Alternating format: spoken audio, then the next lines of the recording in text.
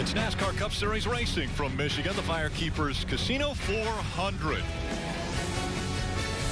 As we take a look at the cars rolling around the racetrack, the playoff standings after 20 races, this means just 6 races to go until the playoffs. Everybody in yellow on the left side, they have clinched a berth in the playoffs. On the right side of the screen, anybody 16th and above, right now they're in, but they're still fighting for one of those playoff spots. Alongside Steve Letarte, Dale Earnhardt Jr., Jeff Burton will be joining us. He just got done with the race there at Road America. But Steve, this is a short race. It's a doubleheader weekend here at Michigan. What can we expect today? Yeah, normally we see 200 laps of racing once over the course of a weekend. This weekend, a couple 156 lap events. That means everything is condensed. The pressure's turned up. You just mentioned 6 races from now, the playoff field will be set.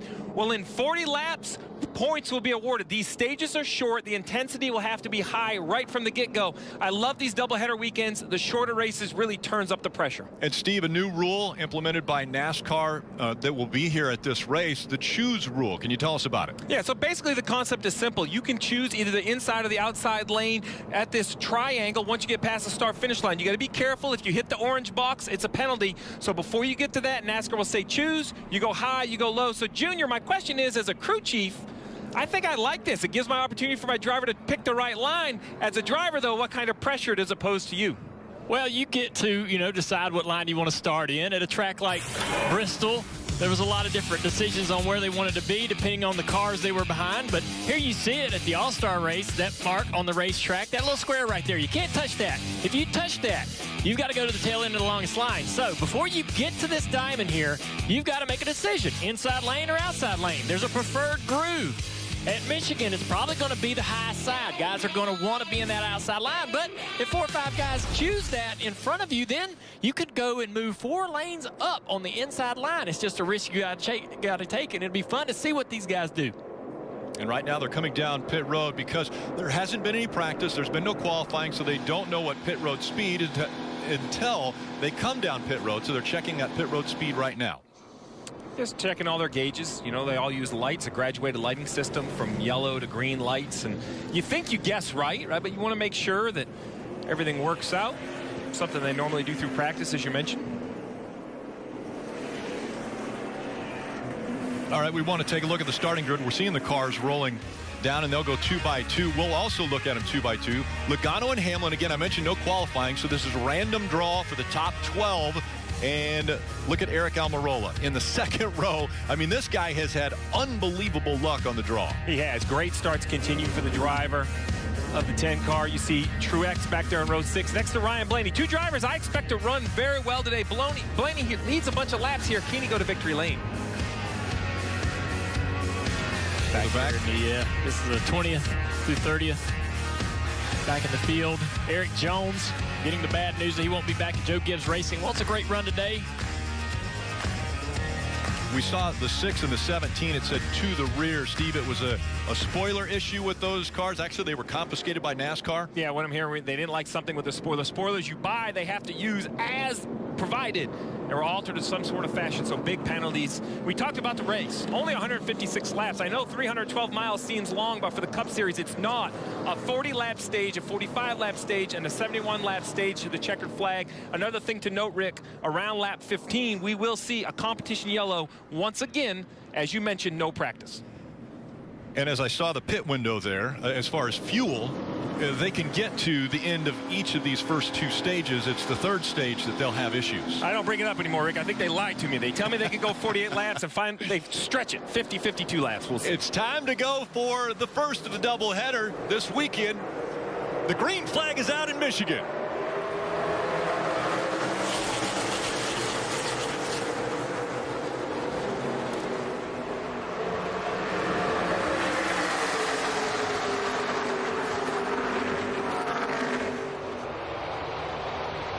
Junior mentioned that high line. Could be the preferred line. There's traction compound, the PJ1 that is up there, put down by the track. And already, here comes Eric Almirola pressuring the 22.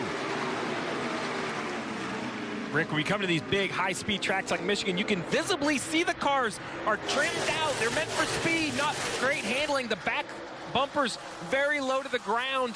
That's by choice. These crew chiefs trying to make their car as fast as Denny Hamlin squeezes up in the second position.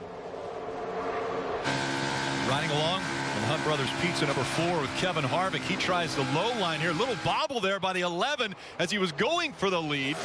Denny Hamlin has to chase it up the racetrack. Yeah, that bottom groove down in turn 1 a little bit flatter. It's the progressive banking going up toward the wall.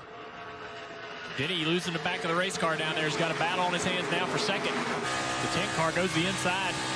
Riding on the Toyota camera, Martin Truex Jr. Here's that outside line working for Hamlin as we saw Eric Almirola go down low. Kelly. And immediately for the leader, Joey Logano reporting a pretty strong vibration. Stevie says he feels like it's in the drivetrain. Just 3 laps into this, how concerning is that? Very. My heart sinks. Michigan is one of those tracks. Tremendous amount of wide open throttle time. We're talking about the 3 manufacturers just down the street. It's about bragging rights. Everybody brings their best stuff. You have to ask yourself, have they pushed it too far? Do they have a driveline issue? Only 3 laps into 156 laps race. Very concerning. Doesn't seem to be slowing him down much, though, as Denny Hamlin still about 0.3 of a second behind him. And then it's Eric Almirola. Side by side back here, you see the Napa number 9 of Chase Elliott. Right behind him, you see the 2 of Brad Keselowski. Won last week in New Hampshire. No Michigan-born driver has ever won at Michigan International Speedway. Brad Keselowski said this would be one of the bucket list items for him. Might even be bigger than if he won the Daytona 500. What a big week for Brad Keselowski as we ride on over the Ford Performance Cam. Announced he's re-signed with Team Penske, a 1-year extension. I thought 1 year was a little odd. Junior, I'll ask you as a driver, did it surprise you? Only 1 year for Brad Keselowski. Look at him fighting the wheel there, trying to get momentum going. That high sign beat him down the back straightaway through 1 and 2. He's still trying to get his momentum going now that he's back in the high line here. Getting a push from the 20 car of Eric Jones into turn 1. That high line is so critical to get bottled down on the bottom. That car doesn't seem to be driving too well for Brad right now, but if you get bottled up on the bottom, you can lose a lot of spots. Marty. Hey, Dale, jumping back to that contract, re-signing Brad Keselowski at Team Penske. He told me earlier this week, I'm glad to have it out of the way. He actually had a handshake deal with Roger Penske a couple of weeks back, so he knew, Jeremy Bullins knew, but now the whole world knows. And, Steve, you know as well, when you have a driver who's maybe not signed or the situation's not clear for the next year, it's nice to have that out of the way, especially if you're a team who believes you can go make a run for the championship. Well, no one likes contract discussions. Junior, you know, you and I never had to worry about that. We're a team together. We knew we were in it for the long haul. So were you surprised? A 1-year deal. It's good to be back, but you expect to see a longer contract for Brad. I wasn't.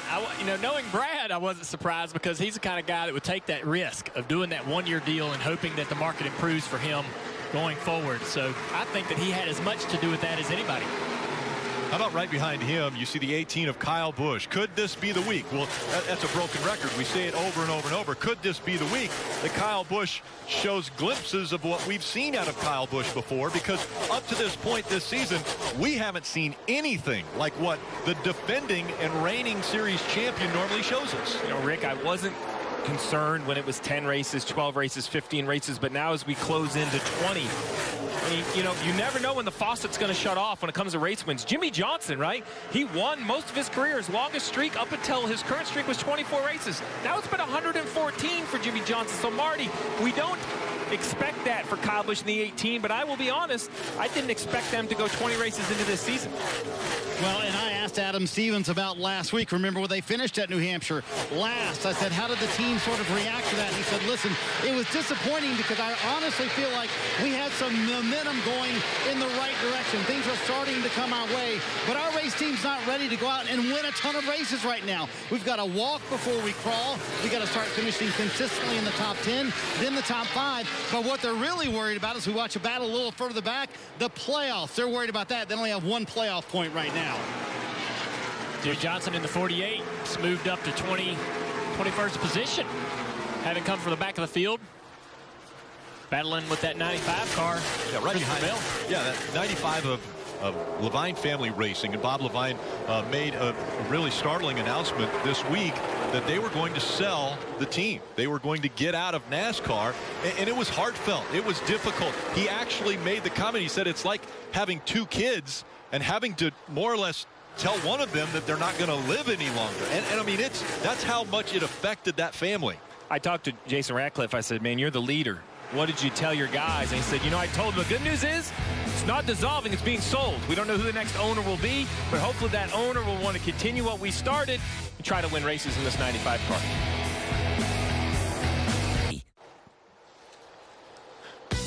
NASCAR Drive, that's your live race day companion. You can follow your favorite drivers with high-definition in-car cameras. Just visit NASCAR.com/driver. You can download the mobile app today.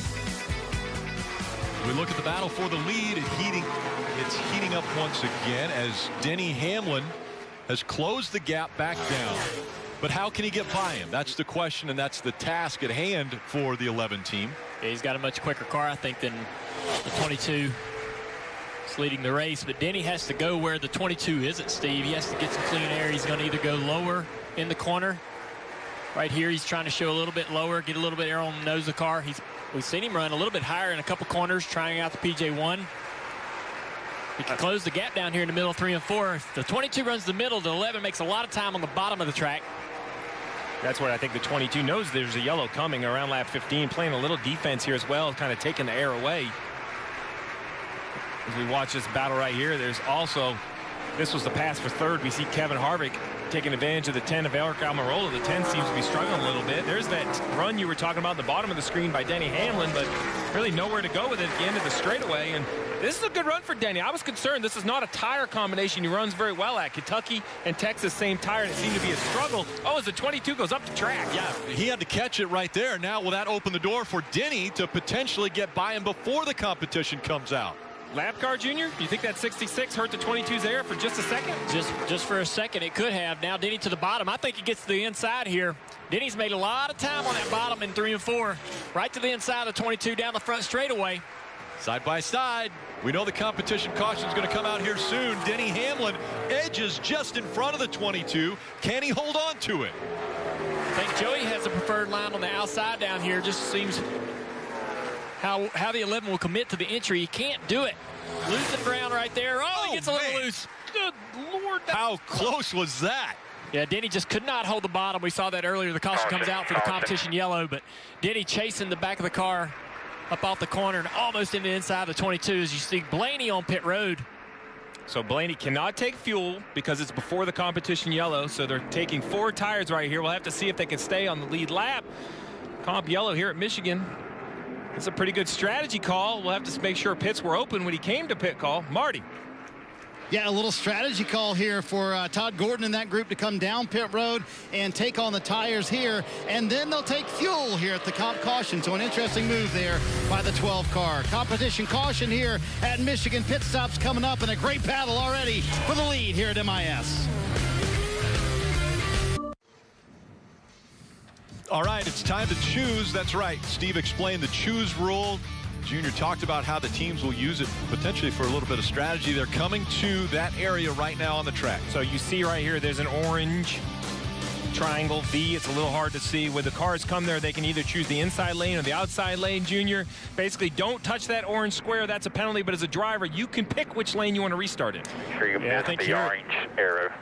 Miss the orange arrow no matter what. I like that. You can hit the orange arrow, but I would just tell them to miss the whole arrow. That way I know when to miss the box. So here they go. All right, let's see these guys choosing that high line. That high line's the preferred line. That's probably going to be the better line. You can see a bunch of guys going to that bottom. Mixed. I give it about 50-50. So, oh boy, he doesn't know which way he's going. Yeah, a lot of people, different directions. This week we talked to James Small, we talked to Eric Almirola, we talked to a few different people about this rule. Some of them are using formulas. Some of them are putting together a matrix to figure out exactly where they should go on each restart. So we talked about all those details, but Rick, I'm going to be honest. I thought about this over the last couple days as a crew chief. The first thing I'm going to do is make sure my driver knows the rule. I know that sounds silly, but Junior, right? I'm going to say, listen, you can choose. That's fine. Pick high, pick low. Do not hit the orange box, right? Let's not give ourselves a black eye here in week 1. Let's just try to get in line. Yeah, and it's easy to do. You know, we can hardly see this arrow from our vantage point, much less sitting in a race car, low to the ground. We're looking right off of the hood. It's hard to see that dash or that arrow painted on the racetrack. Junior, you mentioned that the high line was the preferred line. We saw a number of cars choose that high line where they could have had a better starting position if they would have went down low, but they chose the high line. Yeah, they're just hoping that that's going to be the, the consistently better line on all these restarts. Well, there you go. There's your top 10 before the choose, right? This is where they're running 1st through 10th, and then they get to the orange point, and everybody picks, and they move all around. There's his new positions. Jimmy Johnson was 10th. Now he's on the inside lane, so the lineup completely changed around. And pace car is off. It's Logano and Hamlin once again in row 1. We'll see who chose correctly as they come back to the green.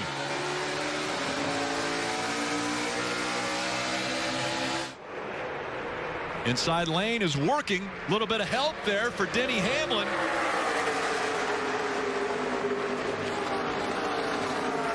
Tyler Reddick, a great push on the 11, and Hamlin takes the lead away from Logano.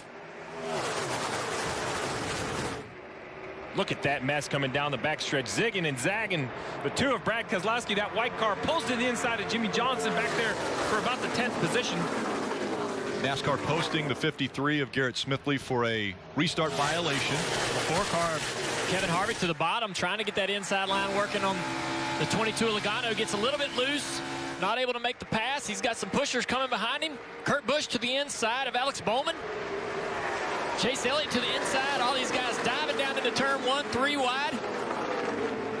Chase Elliott able to clear the 18. And as quickly as I say that, the 18 fights back on the outside, and still side by side back here. Martin Truex Jr. on the inside. Here we're riding along with Kevin Harvick inside of Logano. This is a fight for second. Oh, way up the racetrack. Just mentioned the 19 of Martin Truex Jr. and an issue for that car. Hold it up. Keep going. Must be a flat right side tire, it seems. The left side's looked up. Looks like he's waiting to get to pit road. Oh, yeah, flat right front tire on the 19. Does a nice job of not making contact. Will come to pit road. Will lose a lap, even if they only change right side tires. But a good job not ending their day with a bigger accident. Let's take a look, Junior, see if we can find it. He's right here inside the 8. I don't know if there's contact or if it just goes straight. Yeah, he already recognizes it right there and gets out of the gas. Oh, real lucky not to get in the fence. Oh, we've seen this. You have no control over the right front tire, over the car when the right front tire's flat. Another battle for second, still going. I think the 4 is going to clear the 22 of Logano off of turn 4. He's coming up no matter what. He was on his way up there. Hey, guess what? Hamlin, Harvick, guys. 1-2. It has been week after week. Take a look at this. Harvick wants to go for 2. And what's so impressive about that is he ran the bottom in 3 and 4 to get that second position, and the momentum down the straightaway was there for that 4 car to make a run on our leader, Denny Hamlin. New leader, Kevin Harvick at Michigan. You mentioned it, Dale. So impressive to run the bottom and still have the momentum. That 4 car must be handling great to run that low on the racetrack. Yeah, that was impressive. Well, at this racetrack, Kevin Harvick, incredible. Take a look at the numbers. Won 2 of the last 3 races, led the most laps 2 of the last 4 races. So, Junior, you mentioned it. What made this so impressive is the combination of the 2 ends of the racetrack. So we're watching this battle for the lead. This is in 3 and 4. Here comes Harvick to the bottom, Junior. Yeah, he runs the bottom, and that's a great pass for the second position. I had no idea that he would have any momentum whatsoever to make a run on the 11. But he jumps in front of the 22. Maybe he got a little bit of a push from that car to run down the 11 on the front straightaway. A little bit of help with the draft as well. Just really impressive. That car's trimmed out. Now he's in the lead. We see the 22 of Logano, Rick, now under attack. He used that clean air early in the race, but now that he's lost that clean air, the car doesn't seem to be handling. The 1 of Kurt Busch on the bottom of the racetrack, the 88, is going to have to decide which lane he picks. He kind of runs that middle, keeps some clean air on the nose. Marty. Rick, I think the key question for everybody at home is, did you have another regular season Kevin Harvick fantasy start left in your lineup? Because Harvick obviously clearly very good. You showed the stats a moment ago. Driving the car that they won Indianapolis with a few weeks ago. It was brand new there and pretty happy with it so far. Here's what he said on the radio. I feel good about the black down there in 1 or 2. It's like a half a car into the black. It was a little more than that, but I would feel comfortable with a half a car in the black, yes. I wouldn't go no more than that. She run it a couple times. That's Tim Feeder. We're talking about the traction compound up there in the top of the racetrack. Junior, I kind of found it weird. Last fall is when they put it down, or last August is when they put it down. It seemed like cars and drivers were actually kind of avoiding it. Now they're kind of playing in it now here early in this race. Kelly? Yeah, and issues for the rookie Tyler Reddick. It sounded like he said something just broke off turn 4. They took left side tires only. I heard Randall Burnett say, we're going to pull it out. So I don't know if they were talking about body work or what there, but obviously an unplanned pit stop there for the 8. I have to take a look because it seems like the 19 of Truex and the 8 of Reddick were near each other on that restart. Now 2 drivers have flats, one with the left, one with the right. That sounds like contact. Yeah. Just listen into Logano's radio. Paul, I'm going to need something. I don't know what I'm going to need. That free into 3 is causing me to lift, and I can't really put the car where I want it very confidently. And then on the exit, I start losing the nose, and they're both hurting me fairly equally. So he's loose into the corner. Can't carry the car down in the corner like these other guys. And then he gets tight on exit. And it hurts him all the way down the next straightaway. Saw some issues in handling with the 2 cars teammate, Brad Keselowski. 22 car starting to slip back through the field. Right behind him, you see the 20 of Eric Jones, the Byron, Michigan driver. The announcement was made by Joe Gibbs Racing earlier in the week that Eric would not be coming back to Joe Gibbs Racing in 2021, so he becomes a free agent, and maybe he could be the leading candidate to fill the void in the 48, where the retiring Jimmy Johnson's going to happen. You know, Rick, I compare him to that driver he's passing, the 22 of Joey Logano. Remember, he started his career at Joe Gibbs Racing. Look what he's gone on to do. People think, you know, he didn't have the numbers. Eric Jones, he's going to finish his career with 10 or 15 more top 10s than Joey Logano did at Joe Gibbs Racing. So when you question what Jones could become, maybe you should look at that driver in the 22. Maybe that's a little bit of seeing into the future.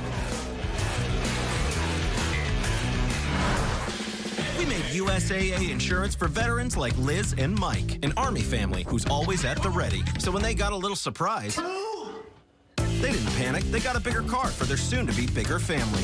After shopping around for insurance, they called USAA, who helped find the right coverage for them and even some much-needed savings. That was the easy part. USAA insurance has made the way Liz and Mike need it easy. USAA, what you're made of, we're made for. Sunday dinner has always been special.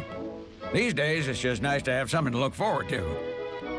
Well, break out the good plates and tell the kids to wash up. Because it's Sunday dinner, even if it isn't necessarily Sunday.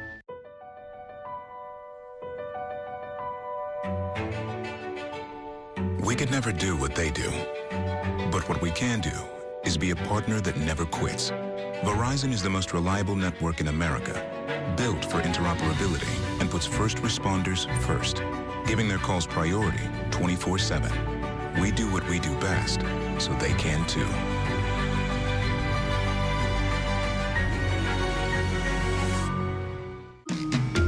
When you eat Reese's for dessert, is it over too fast? Well, then chill your Reese's. You'll eat it slower. I wouldn't know. I swallow mine whole. Like a duck. Not sorry, Reese's. I am the future, and I am now. How about win a Daytona? I am a face you may not know, with a number you may not know. Ross Chastain back on Algar. But you will. Trust me, you will. I am going to make sure my name will be the one you'll remember forever. I am the NASCAR Xfinity Series. I am NASCAR. The second half of the season. This stretch of road has always been tough. You've got to earn it every week. And this year, it means even more. NASCAR on NBC and NBCSN. The best racing is now. NASCAR on NBCSN is brought to you by the Toasted S'mores Shake, only at Sonic. Credit One Bank, the official credit card of NASCAR, perfect for race fans. And by Toyota. Beautiful day in Michigan as the aerial coverage brought to you by Geico. We look down on race leader Kevin Harvick and the chase there by the 11 of Denny Hamlin. 22 car having some handling issues. And the 18's giving him more problems. Coming off of turn 2, getting in the back of that car off the corner and shoving him down the back straightaway. Joey's waving out the window like, go! Don't wreck me, just go on by. About wrecked him. About got rid of both of them there. Marty. Hey, Rick, as we check out the Xfinity fastest lap of the race, it'll show you that Ryan Blaney on those 4 fresh Goodyear tires is flying. He restarted 13th and is up to 3rd. And remember, Todd Gordon made the call to come down before the competition caution. Take on those 4 fresh Goodyear tires. They didn't need any more fuel to make it to the end of the stage, but those tires make a big difference. So, Steve, I'm curious, as a crew chief on top of the box, number 1, I know you noticed that the tires did make a difference, but number 2, how are you thinking that's going to play out for the rest of the race? Because people thought tires wouldn't make a big difference. Clearly, they are. Yeah, I mean, I'll be honest. I'm waiting to see the 12 when he stacked up heads up, because he's perhaps the only one, him and Keselowski, moving forward on fresh tires. Blaney's lower on fuel, so he's a little bit lighter. You know, he's going to run almost 20 laps and not catch the front 2. But, Marty, I think you bring up a great point that fresh tires have definitely helped the 12, and that great strategy by his crew chief. So, you know, you got to be liquid with your pit strategy, Rick. You can't come in there with a set decision. You don't think in 5 laps, though, there's no way he's going to be able to catch these guys? I don't think he can catch the leaders. Okay. Keselowski right here, who we're on board with, he just passed with the 6th position, and I think there's a couple positions right in front of him that he can get as those older tires get a little warmer, lose some more grip. Harvick, Hamlin, Blaney, Kurt Busch, and Eric Jones, the top 5. Keselowski, Alex Bowman, Chase Elliott, Kyle Busch, Ricky Stenhouse Jr. are the top 10. I think the newer tires will hang in there, or the tire will hang in there if the PJ1 is something the drivers can use, but they're all running under it on that older surface. I think getting new tires, getting 4 tires will make you quick in that particular area of the racetrack, give you more grip than the guys that don't take tires. But if that PJ1 becomes a factor later in the race, the older tires can get up there and make speed. Like the 20 cars running right now can make good speed with an older tire in that higher grip surface. And now really, Rick, it's going to be a lot of conversation about how much fuel you're going to have to take as we see the 6 of Ryan Newman right here trying to hold off Truex in the 19. You know, it's going to be, as we're on board with the Coca-Cola cam on Newman looking back to Truex. Truex with that flat tires currently scored 1 lap down, not in the free pass position. So he's going to have to be kind of creative to try to find his lap.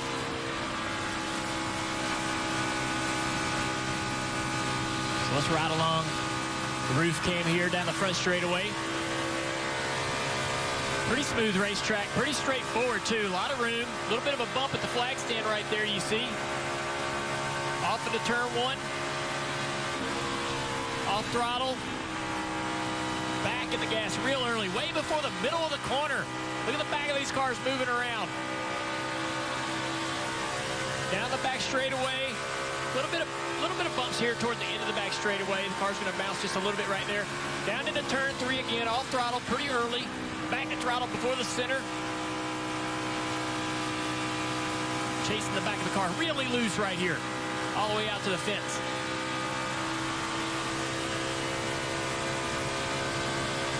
It's a fun racetrack with a lot of room. Miss running there, Marty. Hey, Junior, for a Kyle Busch fan, he's sitting in 9th, but happy with his race car. Listen on the radio. I think this is the closest we've ever been at the start of a race. I think we're close. It's just, I don't know what we're going to do to fix the right front thing. I think just bad air situations made it real bad. Kind of learning my way around that.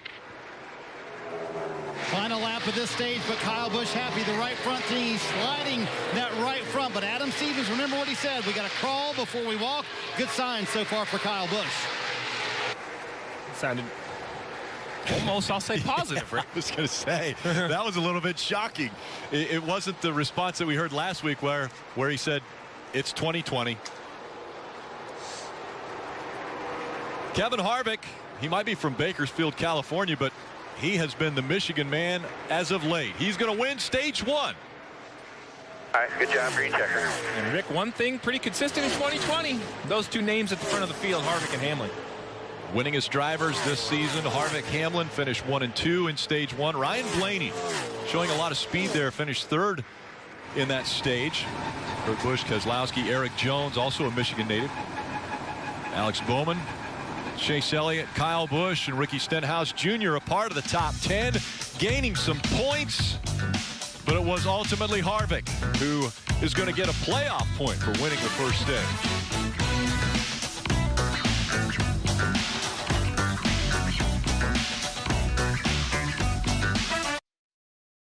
Grab an ice cold Coke and buckle up. You're watching NASCAR on NBC.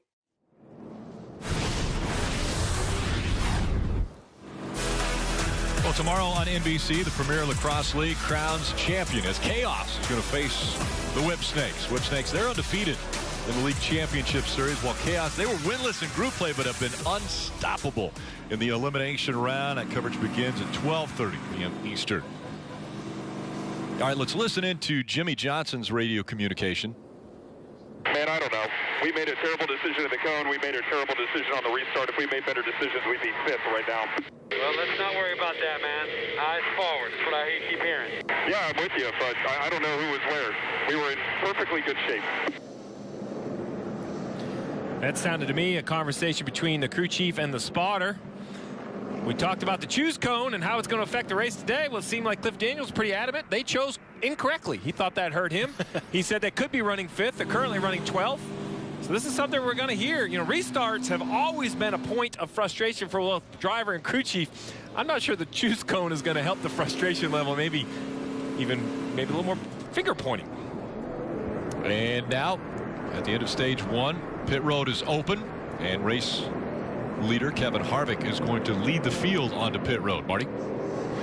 Pit road, yeah, full of takers here, Rick. And Todd Gordon with that terrific call for Ryan Blaney, top of your screen, to get him that track position with the 4 fresh Goodyear tires. He said, I'm a little tight in 3 and 4. That's really my only complaint. Car's pretty good. Kind of the same song for Kevin Harvick. Rodney Childers says, what do you got with your car? He said, I think it's fine. I wouldn't do anything with it. If anything, it's a little bit too free, but I'll take that. I think, or a little bit too tight. He said, I'll take that. We need to be a little bit tight to turn. And Denny Hamlin says, I'm just getting flat beat with power. That's where I'm getting beat. I need more overall speed. A little bit too free in 1 and 2, but Hamlin's pit crew gets it done here on pit road. They win that race, Rick. Yeah, solid effort there, gaining a spot. Harvick will drop one. Keselowski a couple spots on pit road.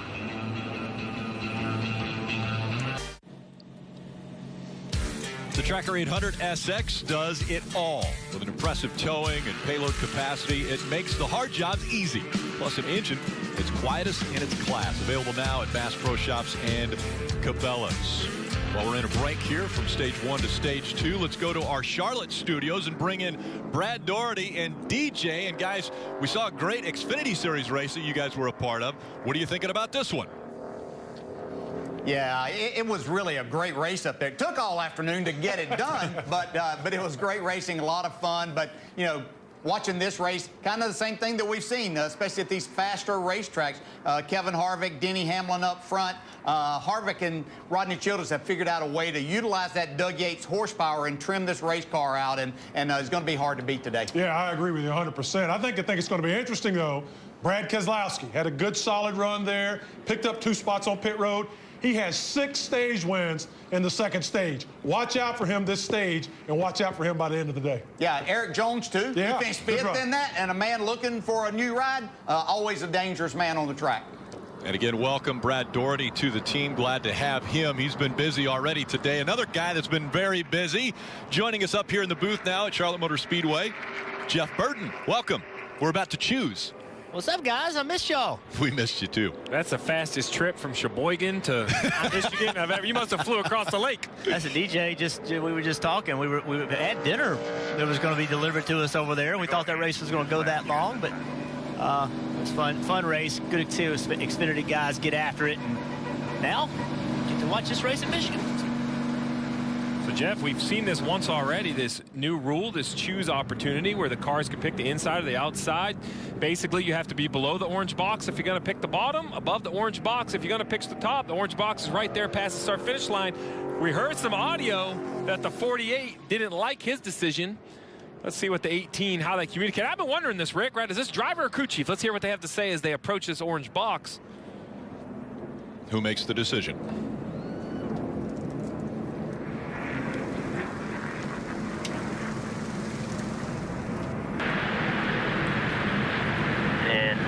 And one to go.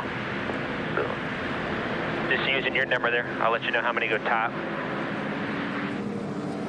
1, 2, 3, 4, 5, 6 hot. All right, so that tells me use your number. They had some sort of, I call it equation, but where they were running, how many spots they would give up to start in the top lane versus how many they would gain to run in the bottom. I mean, Jeff, that's what I make of that. Or Junior, you know, if they had a number, he heard a number, he chose top. Yeah, he chose top, but if he would have went to the bottom, he would have gained a couple of spots. And we saw that inside line actually prevail on the previous restart. So I thought the outside would be the place to be, and it still may be the preferred line. It appears that that's what Kyle Busch believes.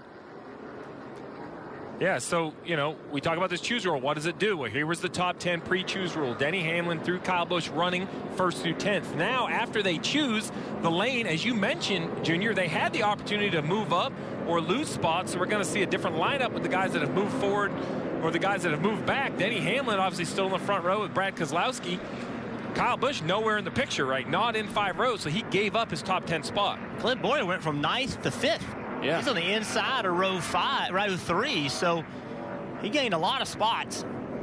We'll see if it works out for him. Again, preferred line here at Michigan, as we heard from Junior, that higher line. And so the pace car will make its way back onto pit road, leaving the field in the hands of Denny Hamlin and Brad Keselowski. And here come the field approaching the Geico restart zone.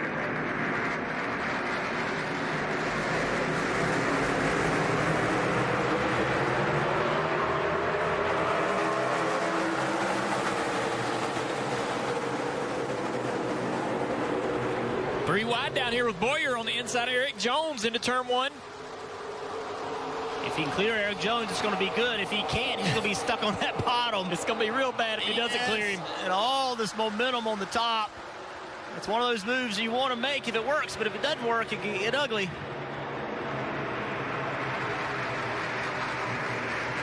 Wow, back there, Kyle Busch almost in the back of the 9 car.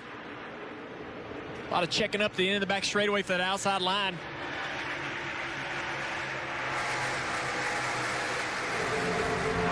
Still 1 and 2. The 11 of Denny Hamlin, and Kevin Harvick has moved up to 2nd. Logano back to 3rd. Excuse me, Ryan Blaney back to 3rd. Then it's Brad Keselowski and Kurt Busch. Bubba Wallace gets loose on the inside of the 20 car of Eric Jones in the middle of the corner. Alex Bowman tries to attack as well as Chase Elliott. 3 wide into turn 3. Chase Elliott aggressive down to the bottom here. Will it stick? Bowman gets a little momentum, able to clear him. Now we see Bubba Wallace in the 43 right on his back bumper.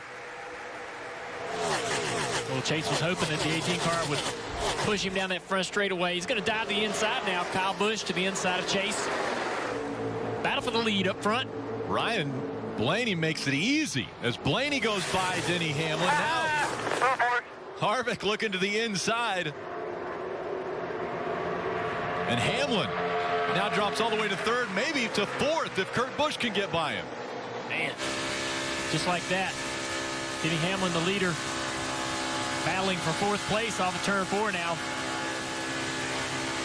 Keselowski trying to get by him on the inside.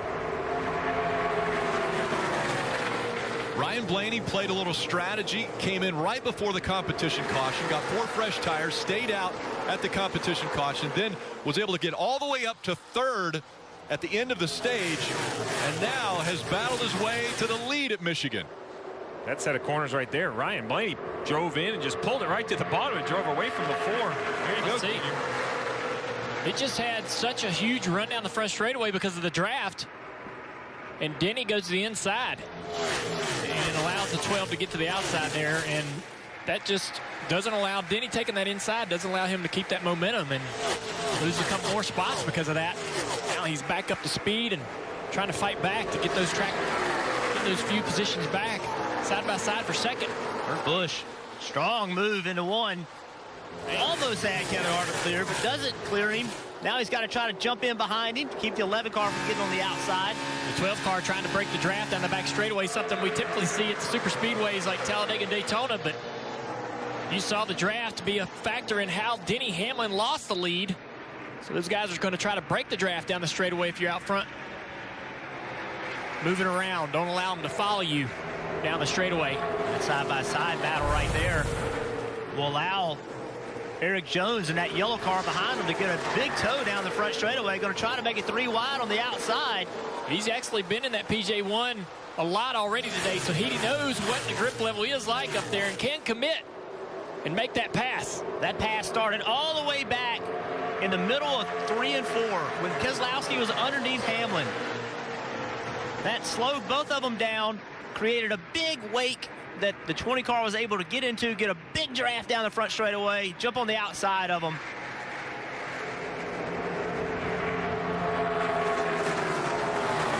And again, Eric Jones, the question mark will be, where does he end up in 2021? The announcement made earlier this week that he would no longer be with Joe Gibbs Racing. Marty.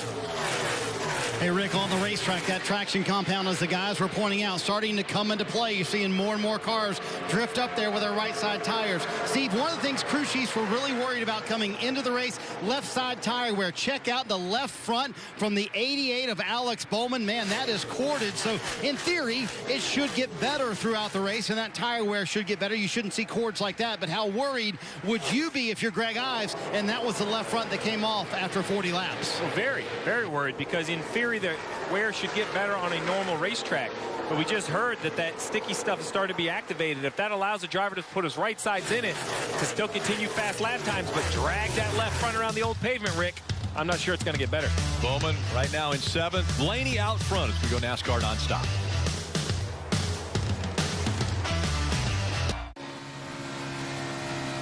The official app of NASCAR puts race coverage and live in-car cameras right at your fingertips. You can search NASCAR in your app store, or you can visit NASCAR.com/mobile.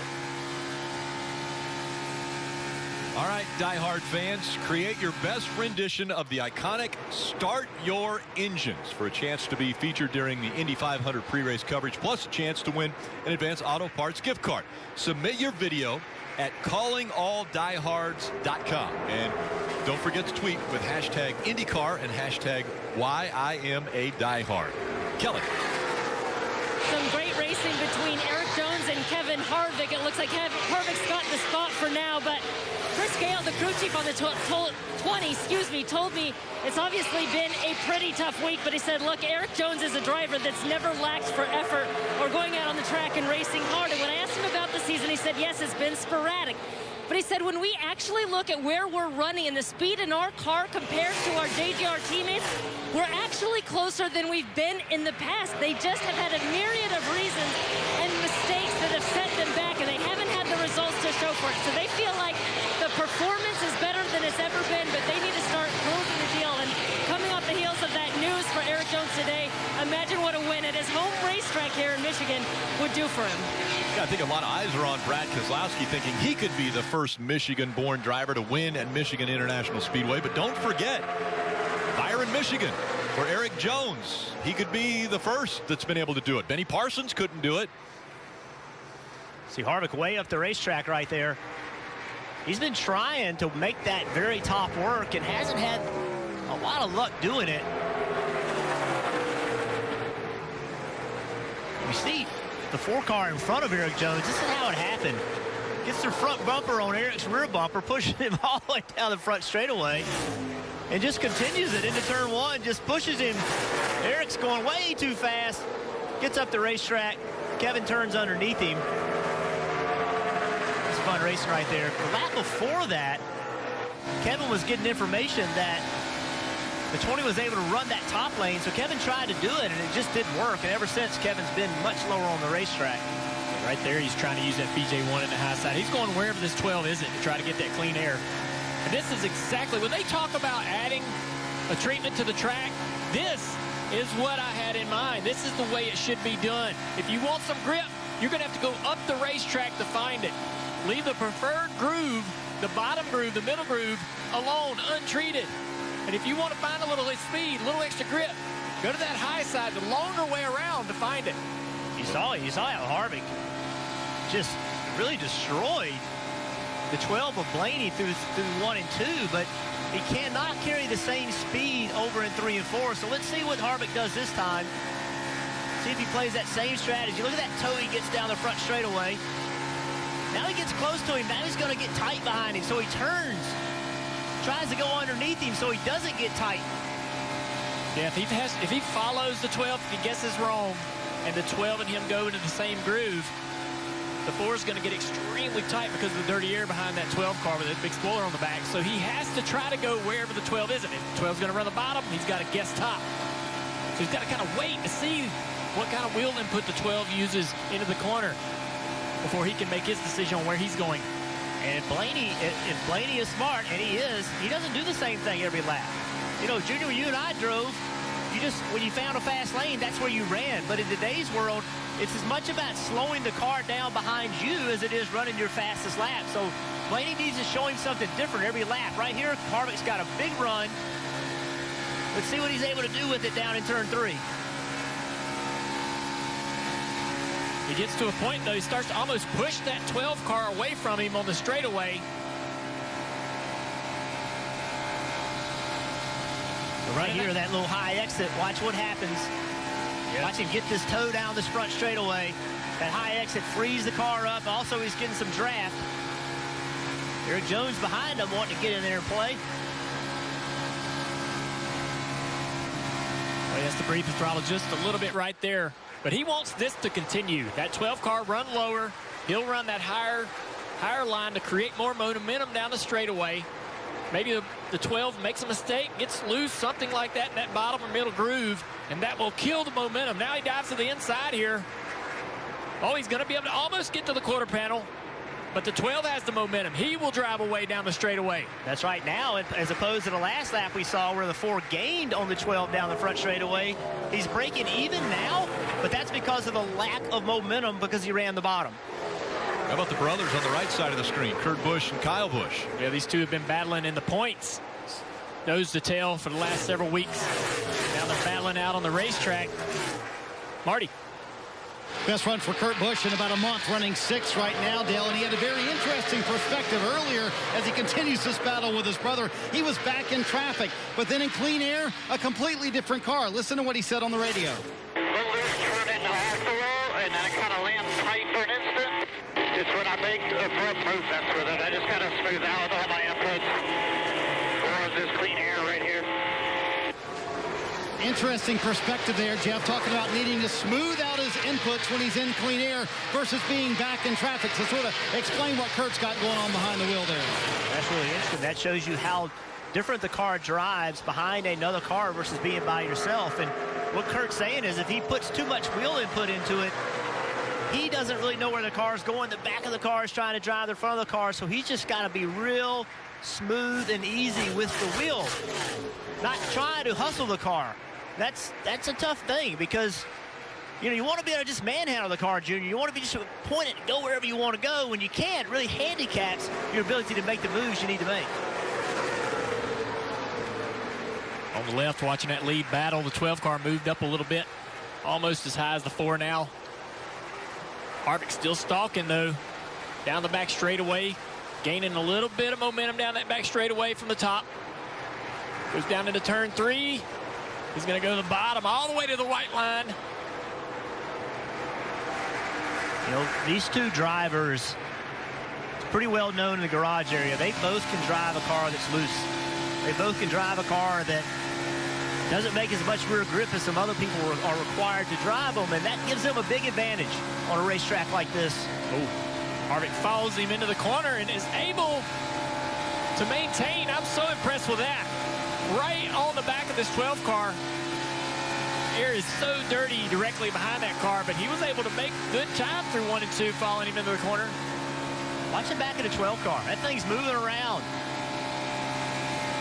And he is not comfortable, but he's maintaining that lead. Not making it easy on Kevin to try to take that position. It's kind of the razor's edge they stand on, isn't it, Junior? If you get it where the back of the car is not moving around, it might feel good, but it's going to be so tight, it's going to hurt the right front tire and get slower later in a run. If you can tolerate that looseness, it's just a major advantage. And as these guys are going at it, Denny Hamlin right behind him, he has run them down. He's gotten by Eric Jones. He's the fastest car on the racetrack the last several laps. All right, guys, let's see who's On the Move, brought to you by Credit One Bank, as Tyler Reddick has gained 9 spots. Cole Custer, 8 spots. Couple rookies right there fighting for Rookie of the Year. And then Kyle Busch, 7 spots. Yeah, Reddick in the 8 took the wave around after that flat tire, so he's going to be a little short on fuel. May have to come to pit road here in 8 to 10 laps without a yellow. But how about the 41 of Custer, guys? Goes to victory lane at Kentucky on this tire combination. It definitely has given that young man some confidence, Rick, as you mentioned, on the move, driving up through the field here at Michigan. Let's go NASCAR nonstop.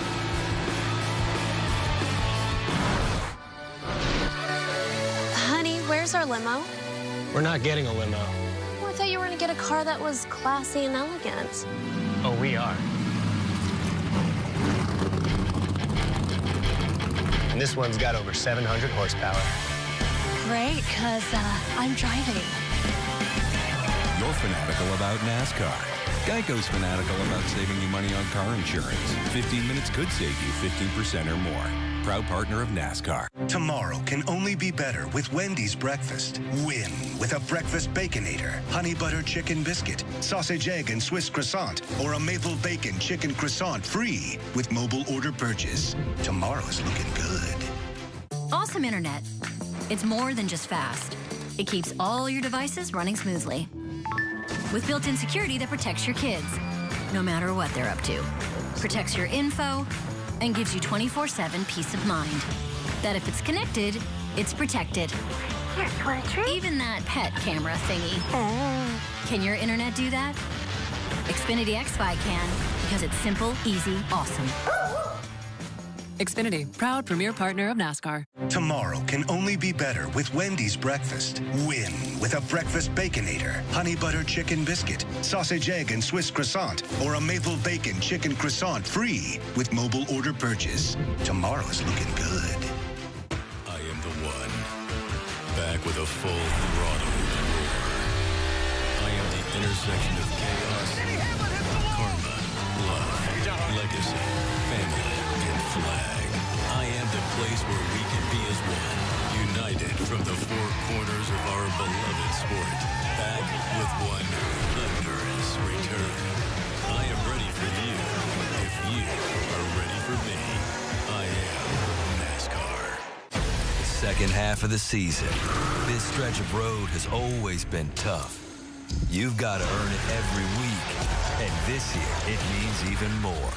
NASCAR on NBC and NBCSN. The best racing is now. Tomorrow on NBC, Stanley Cup playoff seeds come down to this. Can Dallas muscle their way past the defending champion? They score! Stars, Blues, the Stanley Cup qualifiers. 3 p.m. Eastern on NBC. 10 laps to go in stage 2 of the FireKeepers Casino 400 from Michigan International Speedway. Coming up on Wednesday, A.J. Allmendinger finished second earlier today at Elkhart Lake, Road America.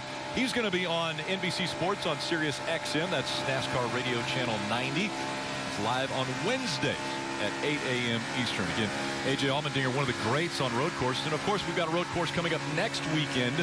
That will be at Daytona. First time that drivers will be able to experience the road course at Daytona, as we see Kevin Harvick trying the high line here, trying any way he can to get around that 12 of Ryan Blaney for the lead. He's got something right here. He's going to try to block him behind that 15. That was amazing. I watched him go down into turn 3 and 4 the lap before and run really high and create so much momentum and speed down the front straightaway. Put him in position to be able to make that move in 1 and 2, make that commitment on the top in 1 and 2, and get the run off of the second turn. Man, that thing's working good. He's being stingy again. He won stage 1 and now out front with just 8 to go in stage 2, as we see Tyler Reddick has brought the 8 to pit road. Trying to dig out from that flat tire earlier, Rick. They came to pit road on the green, lost the lap, took the wave around. Denny Hamlin had an issue in 1 and 2, had to get out of gas. Loses a spot to Brad Keselowski, 3rd place.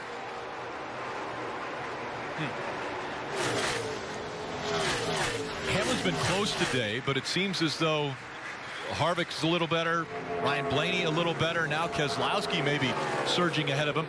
Still a whole stage to go. See Denny Hamlin up there. Oh, he almost got really loose. What a save. I mean, I'm telling you, man, that was an incredible save to keep that car out of the fence. But Steve, that's a product of just having that car loose enough to make lap time, isn't it? And then you're just right there on the edge, and when the back starts coming around, you just can't catch it. That's exactly right. I mean, it's not a contest of comfort. These could all drive like Cadillacs if the crew chiefs wanted them to. It is a contest of speed. Well, unfortunately for the drivers, for these cars to go faster, we have to find speed. You have horsepower. Well, the best way to make the horsepower look good is to make the car go through the air easier. That means less downforce. That means less comfort for the drivers. Man, this racetrack has really opened up. Guys using the apron all the way up to the third groove. They're able to create momentum and pass. Loving what I'm seeing from this Michigan Speedway. This surface is starting to finally age. Here comes the 11 car with a little momentum. Brad's going to have to get out of the gas a little bit. Way out of the gas is Keselowski sideways. He hangs on to it. Denny Hamlin will go by for third. Yeah. Awesome. Awesome. Good race. Awesome, we hear from Junior. Well, it's awesome if you're Hamlin. Yeah. This track has been, sort of a single-lane racetrack for so long, and I know what this place is capable of, and it's really starting to show it today. Just saw Jimmy Johnson go by Chase Elliott, so he has taken over a spot. He goes up to 11th. Again, laps winding down, 5 to go in stage 2. So Denny gets the run on the outside. The 2's a little bit out of the gas right now, but as soon as the 11 shows up on the quarter panel, you see how loose it makes the 2 car. As soon as that car appears or is on that quarter panel, it takes all the side force off. It turns that 2 cars sideways. It's really a shock if you're inside that car controlling it. It's a shock if I'm sitting on the pit box watching it. It's a shock. Maybe not the same amount, but I would still be concerned. Brad's had some issues at the start of the race with the balance of that car. Now in the long run, he's probably going to want some more adjustments to improve as he's starting to lose another spot here to Eric Jones down into turn 3. And Rick, we talked about the length of this race. We just completed lap 81. 75 to go. We're past halfway already. I mean, this thing is a sprint today. It goes fast. And the speeds are high here as well. We saw guys catching the race car. We've seen Brad Keselowski do it. Denny Hamlin do it at well over 180 miles an hour. These things getting sideways. So we saw the 8 of Tyler Reddick come to pit road. I thought it was because they needed fuel after taking the wave around. Well, here you go. This is the right rear tire off the 8. You see that it has worn to a point, Kelly, where finally it unravels. That has to be unnerving for the driver. Well, I can imagine, in talking to these crew chiefs ahead of this race, there was kind of conflicting reports on how concerned they were about tire wear and with this tire, but I kept hearing left side tires were going to be the issue. So as you said, that one of Tyler Reddick that has clearly been worn, that is the right rear. Now I'm also hearing vibrations out of the 38 of John Hunter Nemechek. And Marty, I think a lot of these drivers, as the race goes on, noticing some vibrations, could be tire wear. Yeah, Kelly, with 2 to go here in the stage, hoping it holds on. Alex Bowman, we showed you the left front from the first run for the 88 car. He radioed in about 10 laps ago. They have a vibration. So, Steve, you want your driver just to hang on here for 2 more laps, right? And hope that vibration doesn't turn into a tire that goes down. Well, hang on, but I don't know what to tell my driver. They're running around here almost wide open. It's not like you can run slower as we see the final lap here. So Rick, that tire looks odd, but what happens is it wears through, it finally catches the fabric, and it unrounds just like a spool of thread. That's why the tire looks that way. The reason I bring this up is because that was 50 laps for the 8 of Reddick, because he took the wave around. Remember, this final stage is over 70 laps. All of these cars are going to have to find a way to manage this tire wear. Kevin Harvick dominant at Michigan International Speedway, and once again he looks to grab another stage. This will be stage 2 win for Kevin Harvick. Good job. This time in front of Blaney. Hamlin was 3rd, Eric Jones 4th, Brad Keselowski 5th. So it was Ford and Toyota in the top 5. The Heritage Trophy up for grabs. That's the manufacturers. They're in the manufacturers' backyard. Right now, Ford is the one that's looking good, and especially the driver of the 4, Kevin Harvick, sweeping stage 1 and 2.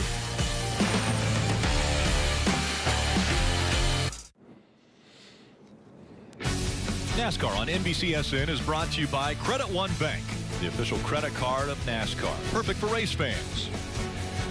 Liberty Mutual Insurance. Only pay for what you need. And by Coca-Cola.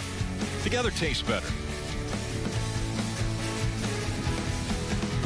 Peacock, NBC Universal's new streaming service, is filled with hit movies, current shows, sports, news, and exclusive originals, including Dale Earnhardt's Lost Speedway, which is available to stream now.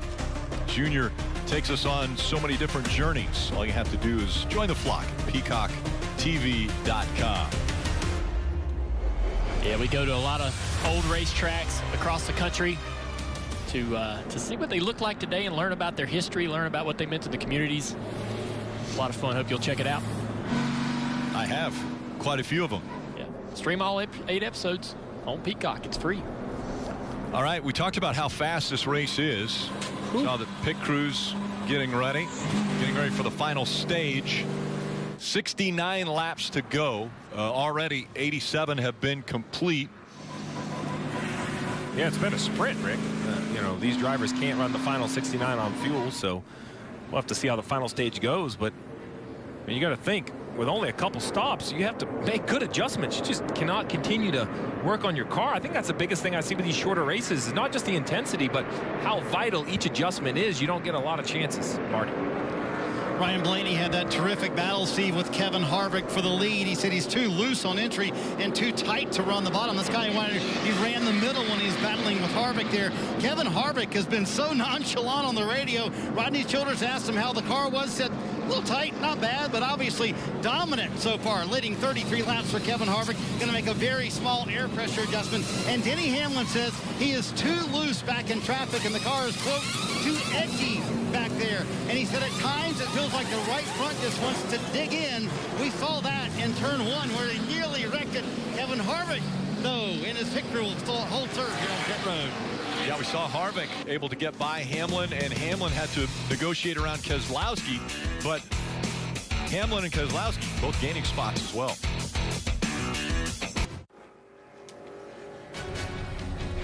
Immediately following this race, the NASCAR America post-race show here in the studio with Brad Doherty, Dale Jarrett, myself, followed by the Dale Jr. Download, guest Rodney Childers, and based on the way this race is going, DJ, again, obviously that's already been recorded, but Rodney Childers is definitely sort of the man of the hour along with his driver, Kevin Harvick. Do you expect anything to change in this final stage?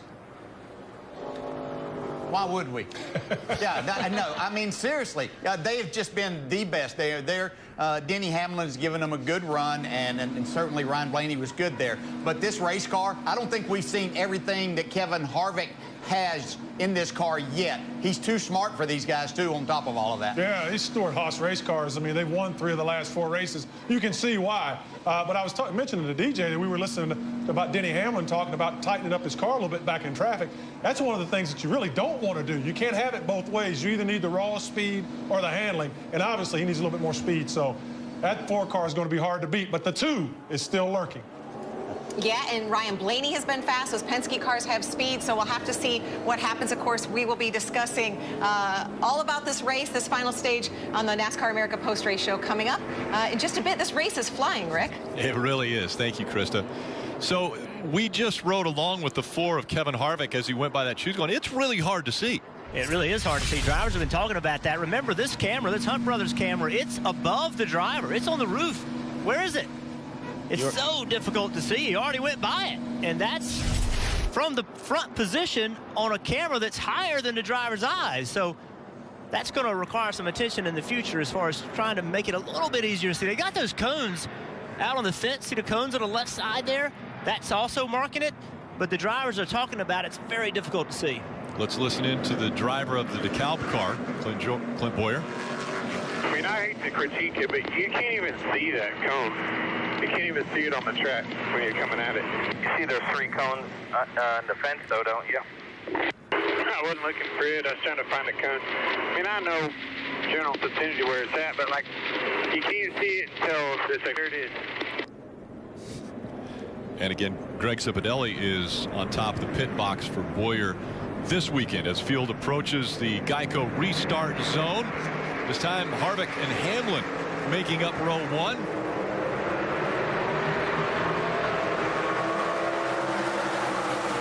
And just 65 laps to go in this race. A sprint. Again, a doubleheader weekend. They'll race again tomorrow afternoon.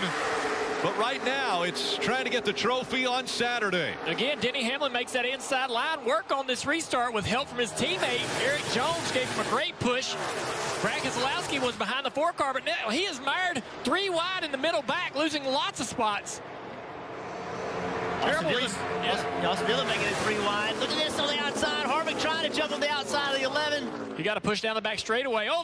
Eric Jones is wrecking in the middle of the corner. Harvick's there. Harvick's at the outside. Brad's trying to get up on the outside of the 11 also. Now he's going to go to the bottom. These restarts are awesome. You get a run, you take it, right? Yeah, buddy. 4 wide we saw there as Harvick has taken the lead back. Now Keselowski and Denny Hamlin fighting for that second spot. Keselowski in the 2, Denny Hamlin in the 11, and Ryan Blaney coming right back into the picture in that fluorescent yellow number 12. 1 lap ago, Brad Keselowski was in the middle of 3 wide, running about 8th. Now he's in 2nd, down into turn 3. Here's Eric Jones on the bottom of the racetrack getting loose. Just checks the car a little bit. Good job saving that thing and giving room to those guys on the outside. We got a caution. Caution's out. The 38 goes around. John Hunter Nemechek. That's a shame. He had such a good run going earlier in the race. Back up on the track here. Was running in the top 15 in the first stage. The 17, thank you. That's some words for Chris Buescher there. Yeah, already he's pointing the finger at Chris Buescher. And he wasn't really saying thank you, I don't think. I think there might have been sarcasm in that. Man, that restart was wild. Well, it's only going to get wilder, too. Well, we're on board with Truex right here. The reason I bring that up, look at these. Both these guys, these are the 2 that had flat tires all the way back in the first stage, and they just kept trying to shovel out from underneath it. Reddick in the 8, now back on the lead lap with tires and fuel, and the 19 of Truex will get the wave around. There you go. You see Buescher on the bottom, just gets up the racetrack and gets into the left rear quarter panel of John Hunter. That's why John Hunter was not happy.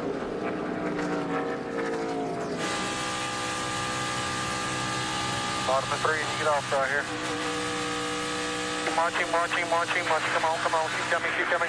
All right, get on down here. I think Buescher expected the 38 of John Hunter to get up the racetrack a little bit more on that exit, and he didn't, but that's John Hunter's, that's John Hunter's preference to run however he wants off the corner, and they came together, and 17 spun him off the nose. You see the damage right there. Pretty hard contact between those 2 guys. So, and you see the roof. It hit the hinges that hold the roof. Just the air. That was just the air getting underneath it and just picking it up. The hood, you mean? I'm sorry, the hood. Yeah. Thank you. That wasn't a slight misunderstanding, though, with that kind of damage. That was. I was wondering how y'all were going to go with that, because it's heavy contact. That was hard right contact. Here. Yeah. We talked to John Hunter Nemechek earlier this week. He said this year is harder. He ran a few races last year, but he said this is harder because there's no practice, no qualifying, no time on the track. Let's listen into Denny Hamlin's radio. Chris, I'm doing all I can here. Yeah, I know. I'm a little confused, right, to be honest with you, but we don't quit working here. You know that. Got 67 to go on this one, and then we got a whole night. Therefore. So what he's talking about there is that he gets pushed out into the lead on that restart and has control of the race, and those guys drive back by him, get the pushes coming from behind. On these restarts, you got to expect that to happen as everybody's bunched up and nose to tail. But he feels like, and we heard him talking about it earlier in the race, that they may be down on a little bit of power, down on speed on the straightaways to some of these other cars, and Chris that's Gabehart, what he's talking about. Chris Gabehart adding, hey, we're not going to quit working, and we have tonight, meaning they're going to have a chance to look at what they've got going on and see if it makes some changes. Kelly, you got some on Eric? Yeah, remember Eric Almirola started this race on the 2nd row, and they have just not been going anywhere but back. This car's so bad, they're actually going to pit here to make some big chassis adjustments. Eric actually said, if you have tires, I'll take them, but then Bugger reminding him that was really only 1 green flag lap there. But this thing is so bad, they're going to make some big chassis adjustments for the 10. We see just over a handful of cars making their way onto pit road. We'll take a quick break and be back for the restart here in Michigan.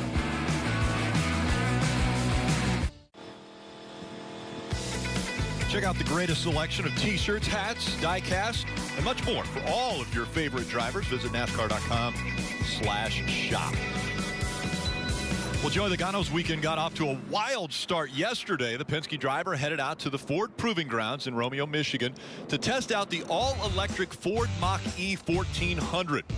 The one-of-a-kind prototype was developed in collaboration with RTR Vehicles, targeting 1,400 peak horsepower and more than 2,300 pounds of downforce. Man, does that look like a lot of fun. It looks like a lot of fun. What a great-looking car, those aero fins on the front. And how about the sound when he stepped on the gas? You can see the smile on his face. He was having a good time. Tire manufacturers might not love it because I think you have to put a lot of tires on that car. I was getting ready to say, I hope they have a tire sponsor. So Joey Logano started off the race up front, has fallen back a couple times, hasn't been the strongest car, but we have definitely seen guys like Kevin Harvick, Ryan Blaney. Those guys have run up front. Denny Hamlin seems to still be searching for something. Do you guys see a favorite in this race? Well, right now, we talked about it. I think the Fords are the favorites. I think it's either Kevin Harvick or one of the Penske cars. I think most impressed by Denny Hamlin. Guys, this is a tire combination that he hasn't run that well on at other tracks, Kentucky and Texas, but it seems like, while he may not have a winning car yet, Jeff, it seems like he has a car that is close. You mentioned tonight, sit down with your crew chief, make some adjustments. Who knows what Hamlin could be again tomorrow? Well, somebody that's had a terrible year, but sitting there running in fifth, Kyle Busch. Can Kyle Busch get his car just a little bit better to get his first win of the year? This is the best he's run in a long time on this type of racetrack. So if they can get just a little bit better, I'd keep my eye on him. What I'm loving today is how wide this racetrack is. These guys are able to run all over the surface of this racetrack in the corner, and that's great for those guys that are faster to have that clean air to be able to get up there and make passes. And we've seen some amazing racing today, and these guys have been aggressive. Also, the choose rule, it's working out, but it's creating some interesting conversations on the radio.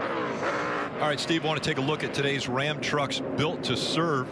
To pull it up here, you see tire issues. We've seen it on pit road. Marty and Kelly have documented it for quite a few drivers. Yeah, they're going to have to manage that. They're going to have to manage this choose rule. Which lane? Remember, it's not bad luck anymore. You get to pick which lane you start in. And then, look, we're going to talk about the winner. But tomorrow's lineup, 1st through 20th, gets swapped, inverted from today. So late in this run, if you're in 15th, 16th, 17th, more importantly, 21st, yeah, if you can get that 20th position, that's the pole for tomorrow's race. Watch that fight for 20th. It's hard to say, but yes, it's going to happen. A fight for 20th. Row 1, we saw it there. Harvick and Hamlin, Elliott Keselowski, Jones, Blaney back there in row 3. Back to green flag racing with just 58 laps to go here at Michigan. Steve, still outside of a fuel window, or can they make it? Still outside. 58 laps to go. We expect they can only go 48 up to 50. So, drivers, this restart very important because you know you have to get that track position in case you have green flag stops. Kyle Busch, very aggressive, got on the outside of the 12 of Blaney. That's put him in the middle of the corner, right in the middle of 3 wide. Kyle Busch that's the Kyle Busch we're used to seeing. He jumped on the outside, made something happen. Now Blaney's trying to recover. Clint Boyer, kind of a new player to the party right there in that black and yellow 14 right in front of Blaney. Jimmy Johnson right behind Blaney. What it comes down to on these restarts is really the pusher in the second row. Brad Keselowski does a great job that time to help the 4-car of Harvick get that lead and get control, and himself in second place. They need to be connected right here, but they weren't. Brad was able to get back to the bumper and keep this 4-car out front, because that inside line, they were tandem down the front straightaway. The 9-car of Chase Elliott in 11. Great work by Brad and the 4-car of Harvick on that restart. That's what's going to be important. We have more restarts getting down into this race. Who does a good job of pushing who? That's something interesting, too, about this choose rule. As you see Eric Jones now in the middle, is that in the past, you could pick where you wanted the guy in second to be based on your lane. Now you don't know, right? You only can control where you are. You can't control what the guy in second and third and fourth are going to do. Man, and Chase Elliott filled a hole there that didn't look like there was a hole at all. Right in between the 95 and the 20. Well, you mentioned the 95 and the 20. 2 cars in the news as the 20 goes up the racetrack. You see the 20 just below the cut line will announce Eric Jones won't be returning to Joe Gibbs Racing next year. The 95 that Christopher Bell drives has been announced. That car will be sold for next year. So we're starting to see some movement as the season wears on. We know that the 48 driven by Jimmy Johnson, will be vacated at the end of the year. Could potentially Hendrick Motorsports go to a 3-car team? Is that possible? There's been an online campaign to get Jimmy to run another year, and he's been pretty silent about it. Blake Shelton, I think, started it. Yeah. Look at this Christopher Bell, though, taking this 95 car, taking the fight to that 48. Having a great run today.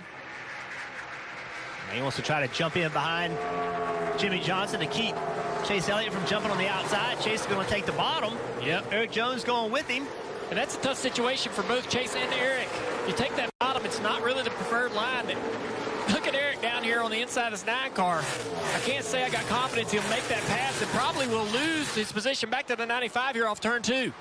You mentioned that 48, though. That would be the driver I would be calling, Rick, because when you look at Eric Jones's numbers, while people may think they're disappointing with only a couple wins, if you compare him to Joey Logano, who drove at Gibbs as well, the car right behind him, you know, he has a pretty impressive resume. I'm not saying he's going to be as good as Joey Logano, but Joey's proved that you can find a home somewhere else and find success. Kelly. Well, I talked to Jason Ratcliffe, crew chief for the 95 team, about the news of the team being sold. He said everyone has really taken the news pretty well, and team owner Bob Levine hasn't pulled the reins back on them at all. So their goals for this season remain unchanged. And when I asked him where they need to improve, he said it's really just on execution. He said, I feel like if we could finish where we've been running, we'd be in a much better position. So really, it's their racecraft they feel like is pretty strong, but a myriad of mishaps have kept them from getting the finishes they feel like they deserve. You mentioned strong. These two Fords have been very strong. Again, that Heritage Trophy up for grabs for the manufacturers. Ford, Toyota, and Chevrolet, and right now it's Ford that's looking strong. Yeah, this is impressive. Brad Keselowski able to hang in here with Kevin Harvick. When this race started, Brad's car wasn't driving good at all. He was fading back. They made some adjustments to help him on the short run. We'll see if he has anything on the long run as we get further into this. Brad, a lot of confidence after last week. Kind of dominated that race. That's the first race they've just gone and taken control of. And now, sitting here putting pressure on Kevin Harvick. Has to feel like his team has to feel like they're starting to get their feet underneath them. Remember, a brand new team, brand new group of people together this year. Marty. Hey, Jeff, Brad Keselowski, obviously from Michigan. We've talked a lot about that and would love to win at this racetrack. Oh, caution. Yeah, round again goes John Hunter Nemechek, and it is not the day that he was hoping for. Left rear tire is down. And so the caution has come out once again, 5th caution of the day. He needs to be very careful going backwards down the racetrack like that. NASCAR frowns heavily upon that. He didn't go very far, so he might be okay. I know why he did it. Doesn't want to drive around on flat tires. Yeah, he's got more than one flat, so that's... Yep, right rear. Right rear, and no, the left rear's down. Rick, remember that fuel conversation you and I had earlier, and you asked me about the window, and I tell you the drivers lied to us? Well, they said 46, not the drivers, let me rephrase that. The crew chiefs perhaps don't give me all the information. 46 to 48 is what we projected. I would imagine with 50 to go, that's what we call close enough at this point. Busy? Yeah, busy on pit road as we see the 38 making repairs. To be clear, Steve, the drivers aren't going to give you every bit of information either. I don't even ask them anymore. Let's listen into Keselowski's communications. It'll be 50 when you get back. We're about, by the time you get back, you're about 4 laps away from the window here. I think you got a pit. There you go. The window is accurate. He's 4 laps away, so that'd be lap 46. The bulletin says, you see here the reluctancy, right? I think you have to pit. What he's saying is, I know we're short, but we can make it up on yellows. And more importantly, I think everyone is going to try to gamble. So I know we're 4 short, but you can't just say, well, we can't make it and stay out because you will be behind the entire field. So I expect everyone to come down pit road at this point. And then it's just how those last 50 play out. What kind of race are we going to see? Is it going to be one green flag run where you have to manage that fuel? Will it be restarts? Will it be cautions? And who puts on tires? I mean, tires haven't been a lot on speed, but yeah, big butt. Yeah, big butt. We've seen tires cording. Yeah. So are you going to put on tires? Are you brave enough not to put on tires, or even just do 2? Here they come onto pit road. They're headed right at you, Marty. And the interesting thing here, Rick, the top 3 literally are on pit stall number 1, number 2, and number 3. We'll see how they orchestrate this and if everyone can play cleanly here. Obviously, Kevin Harvick will hit his stall first, but a little bit further back, obviously, in front of him, Denny Hamlin and Brad Keselowski. Harvick saying the car just a little bit tight. Harvick's going to go left side tires here only as a call for him. And further back, Kyle Busch, fuel only. So a lot of different strategy here. Meanwhile, Denny Hamlin, Brad Keselowski, both with 4 fresh Goodyear tires and adjustments. Big strategy plays for quite a few teams here. Kyle Busch, Eric Jones, others not taking tires. This is why we're under caution. John Hunter Nemechek, around he goes with a flat tire and into the grass.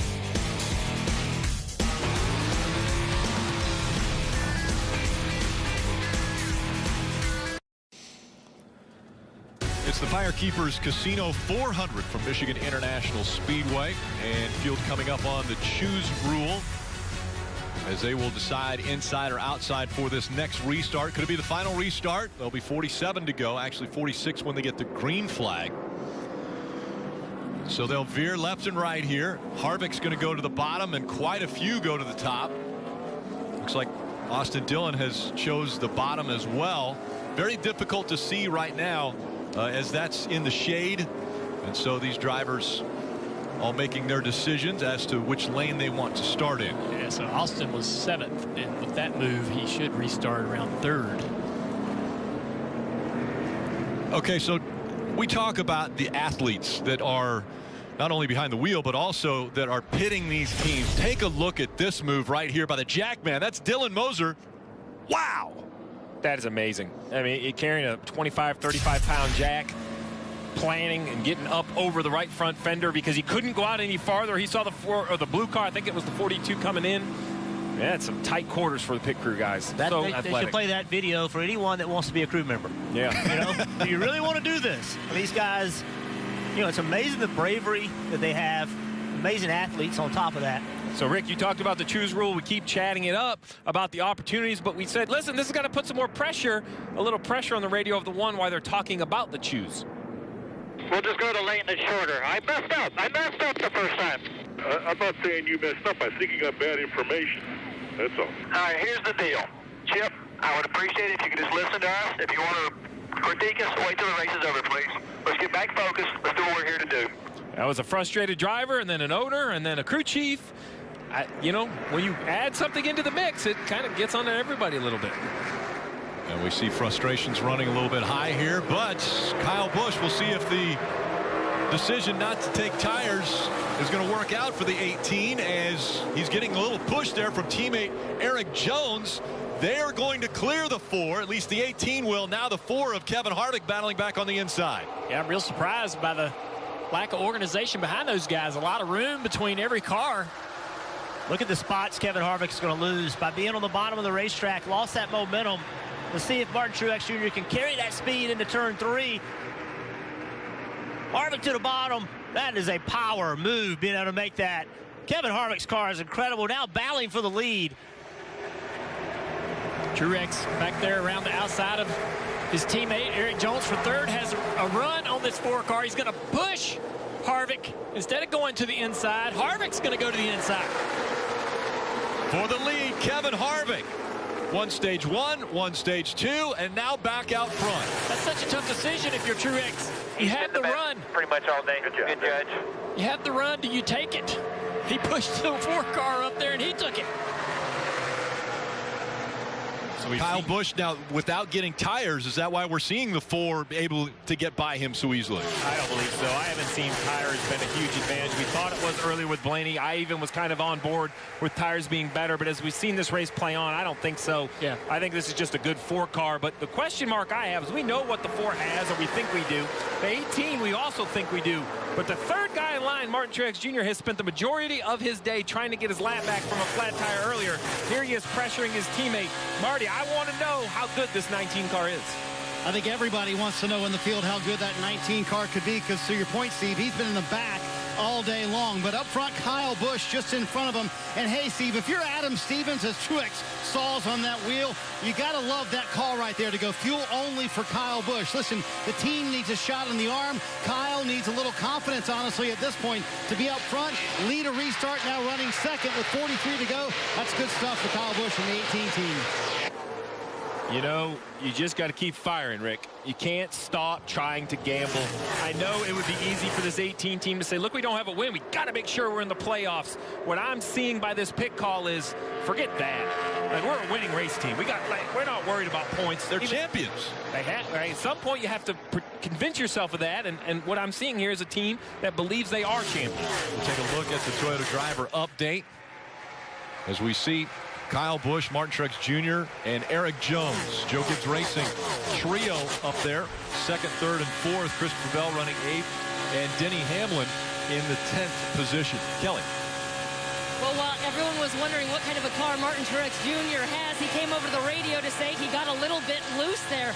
I can also tell you that they've gone in a completely different direction in terms of the car they brought here versus their other three teammates. Crew Chief James Small basically said, I kind of feel like we're the black sheep, but it's really set up for the feel that Martin is looking for the car and what they've been able to do with these tires at other racetracks. But he kind of said, we could find out who's right or who's wrong. But then again, Steve, I guess there's more than one way to skin a cat, right?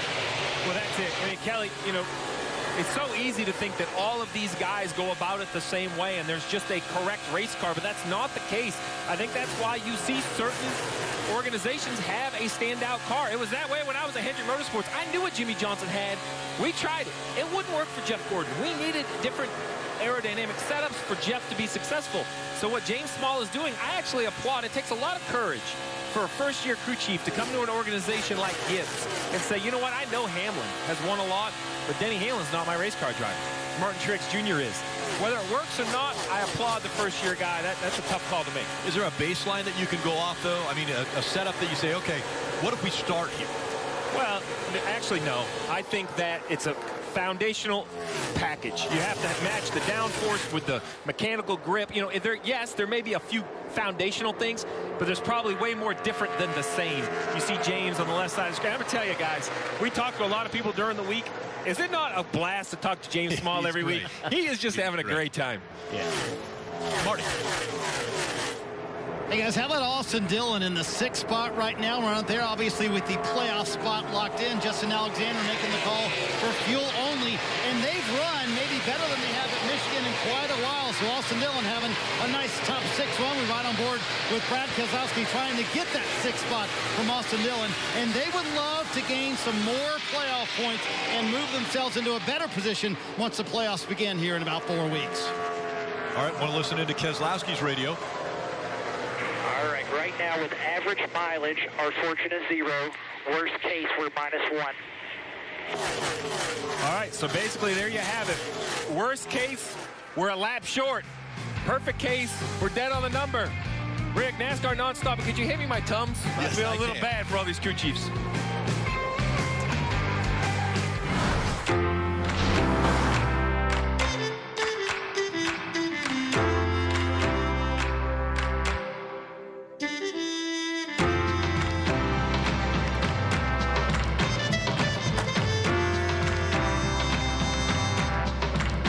Let's hear it for Kansas City Monarch legend Jim Robinson. Celebrate your history together. The all-new Highlander. Toyota, let's go places. We made USAA insurance for veterans like Liz and Mike, an Army family who's always at the ready. So when they got a little surprise, they didn't panic. They got a bigger car for their soon-to-be bigger family. After shopping around for insurance, they called USAA, who helped find the right coverage for them and even some much-needed savings. That was the easy part. USAA insurance is made the way Liz and Mike need it. Easy. USAA. What you're made of, we're made for. Awesome internet. It's more than just fast. It keeps all your devices running smoothly. With built-in security that protects your kids, no matter what they're up to. Protects your info and gives you 24/7 peace of mind. That if it's connected, it's protected. Even that pet camera thingy. Can your internet do that? Xfinity XFi can, because it's simple, easy, awesome. Xfinity, proud premier partner of NASCAR.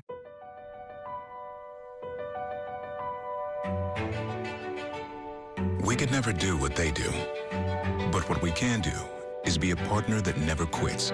Verizon is the most reliable network in America, built for interoperability and puts first responders first, giving their calls priority 24/7. We do what we do best, so they can too.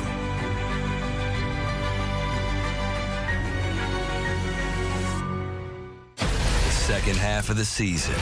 This stretch of road has always been tough. You've got to earn it every week. And this year, it means even more. NASCAR on NBC and NBCSN. The best racing is now. It's golf's first major this season, the PGA Championship. And we'll bring you comprehensive coverage right from TPC Harding Park. Live from the PGA Championship, all this week on Golf. Today's aerial coverage brought to you by Geico as we watch the 4 of Kevin Harvick make his way around the racetrack. Has a 1.2-second lead over Kyle Busch, who's running second. But again, it's a doubleheader weekend. Back in action tomorrow right here at Michigan International Speedway, starting at 4 o'clock Eastern, again right here on NBCSN. William Byron in the 24 there. You see him without a car around him, but it wasn't that way earlier. 24 gets a big run on the 42. He tries to go to the inside of the 37. I don't know if he catches the bumper of the 37, or the 37 just kind of has the wiggle with the block. Marty. Yes, he just hasn't been the day William Byron and Chad Canals kind of hoped for. They've been running around the 10th position for a lot of the day, but right now sitting in the 15th spot. And as it sits right now, they will lose 7 points to Eric Jones, who's having a terrific day. So I'm just wondering what that bubble battle is like, drivers. You're watching the guys you know you're going to have to battle over the next few weeks, but Byron right now stands to lose about 7 points to Eric Jones. Yeah, it's nerve-wracking. Steve mentioned wanting the Tums to decide whether to pit or not here in a little bit. Well, the driver's going to have to deal with that too. Every single race, every single lap. You know, if you don't make the playoffs, it is a disappointing season. There's just no way around that. One of the things about running a doubleheader is the field will be inverted from the 20th position. So if you're running 20th right well at the end of the race, you start on the pole. So you've got to look at that right now. William Byron running 15th. And then back from him, Kurt Busch, Matt DiBenedetto, Bubba Wallace, and Tyler Reddick back there, as well as Cole Custer running in the 20th position. Brad Keselowski trying to get around Chase Elliott down the front straightaway, side drafting both of these guys. So you see Chase battling back on the outside for 5th position. Brad has to get out of gas a little bit right there. Wow. It's real flat. That bottom lane is really flat. Well, look at this mess. Oh, these guys, ever since the restart, it seems like have been in one big knot, and they've all been trading spots back and forth. One guy will lead, then he'll go all the way back, lose 4 or 5 spots. It's intense racing right here. I'm a little surprised by a couple cars in this mix right here. I thought the 10 of Eric Almirola would have a better day. He's at the back, the last car in this pack. You know, hasn't really been a factor all day long, running outside the top 20. 9 top 10s in a row for Eric Almirola, and that right now is in jeopardy. Well, Clint Boyer, we saw him back there. See him on the very bottom at the very back of the screen. He was running top 5, top 6 a little bit ago, early in the race, and now he's back here. Matty D in the 21. I actually thought today was the day. We were looking through some of the numbers. 11 wins for the Wood brothers at Michigan with some huge names. They got our teammate Dale Jarrett, his first career win. The first win here was by the Wood brothers. Yeah, we got Pearson's gone victory lane with him. You know, some big names. I thought maybe Matty D could break through, get his first win, but just doesn't seem to have it yet. They're searching for win number 100. The Wood brothers are. On the other side of that, those were on board with Ryan Newman right here. Cars that are having really good days. I look at time and scoring. You know, Ricky Stenhouse Jr. running 12th. What a solid day. JTG has had such a rough go here lately. Breath of fresh air for JTG Doherty, because they had finished last in the 4 previous races. One of their cars had finished last. They finally turned that around, and like you said, a better run today here at Michigan. Look at this car on the very bottom of the racetrack. I believe that's Eric Almirola. I can't really tell. I've been watching. He is so loose. Look at the back of the car. jumping all around. That's why they're running back here. You know, they don't have that grip. What did Eric Amarello tell us the other day? That running back here is way more difficult than when your car's good and you're running in the front. It's so much more work. Yeah, he said outside the top 10, it is most difficult he has as far as what he has to do as a driver. Kelly.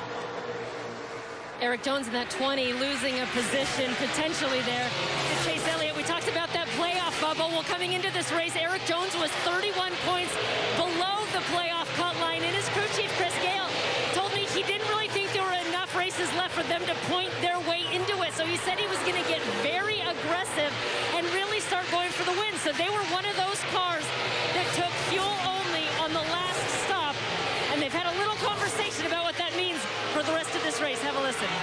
Remember, we're going to race this smart. Stay in line unless we clear. I'm trying to get a gap here. I got you. I know what you're doing. Just letting you know. To let you know, we should be all good by 2 laps. The Fords are going to be real close to making it, so we don't want to give them any breathing room. If we can pressure them, we're going to do it. Okay, so it sounds like they should be good to go on fuel, but I mentioned the points. Well, as they run right now, he's gone from 31 points below to just 7, so it'll be curious if moving forward that changes things for crew chief Chris Gale. Tums, Steve, is that what you're looking for now with a caution, or is this pretty much cut and dried what you're going to do? Oh, John Hunter needs to check his head. Yeah, it's been a bad day. Terrible day. So, well, no. So now the situation is I think this yellow will gain everybody what they're looking for fuel, because riding around slow, you save some fuel. We have not seen tires be worth a lot on speed. I mean, look on the left side of your screen. 2 tires, no tires. That's what's currently leading the race. All the guys with 4 tires are still at the bottom.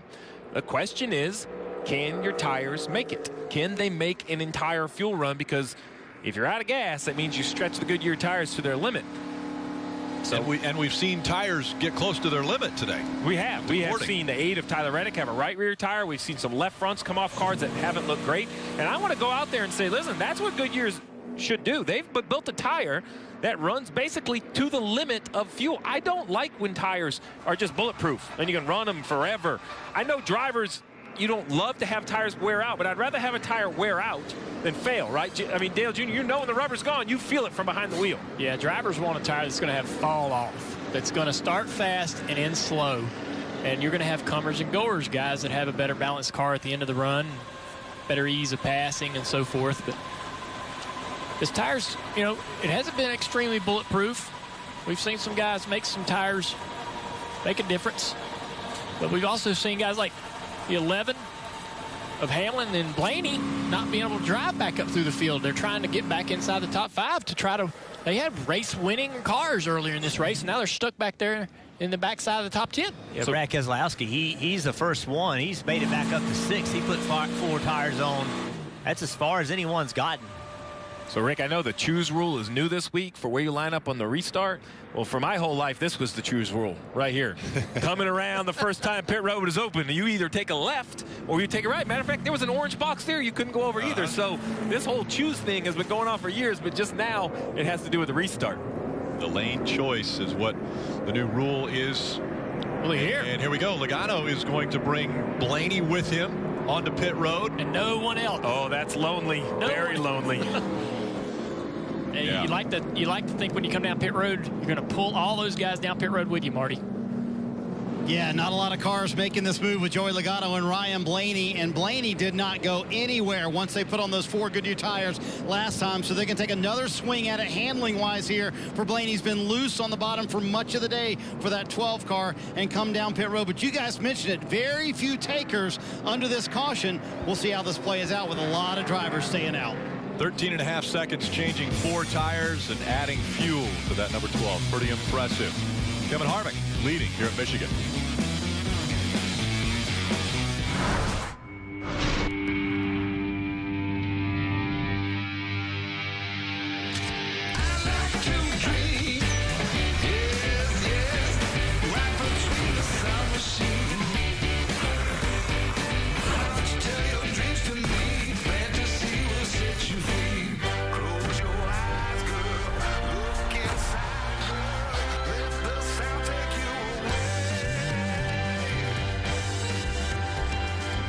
Sunday dinner has always been special.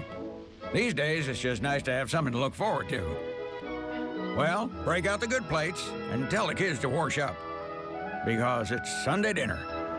Even if it isn't necessarily Sunday. People used to care. Heck, they'd come all the way out here just for a blurry photo of me. Oh, that's a good one. Wait, what's that?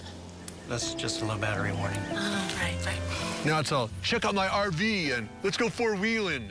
Maybe there's a little part of me that wanted to be seen. Well, Progressive helps people save when they bundle their home with their outdoor vehicles, so they've got other things to do now, Bigfoot. Wait, what did you just call me? Bigfoot?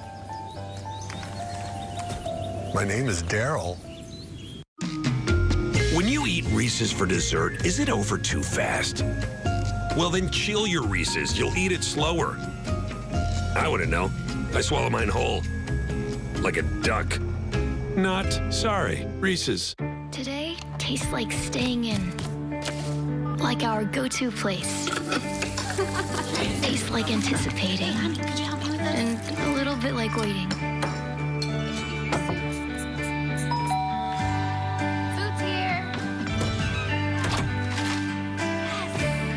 Tastes like a piece of the action, and it never tasted this good.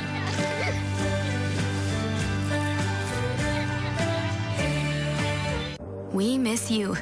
It's totally not the same without you. We're finally back and can't wait until you are too. Universal Orlando Resort. Buy now and get 2 days free at the parks. Restrictions apply.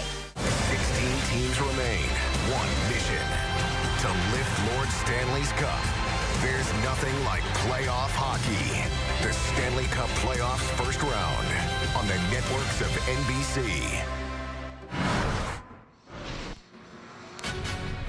And tomorrow, Cup Series countdown to green at 4 o'clock. Racing, that's the second race from right here at Michigan International Raceway, 4:30. NASCAR America post-race show at 7:30. And elimination NHL hockey. It's Game 5. Columbus versus Toronto. That's at 8 o'clock tomorrow night.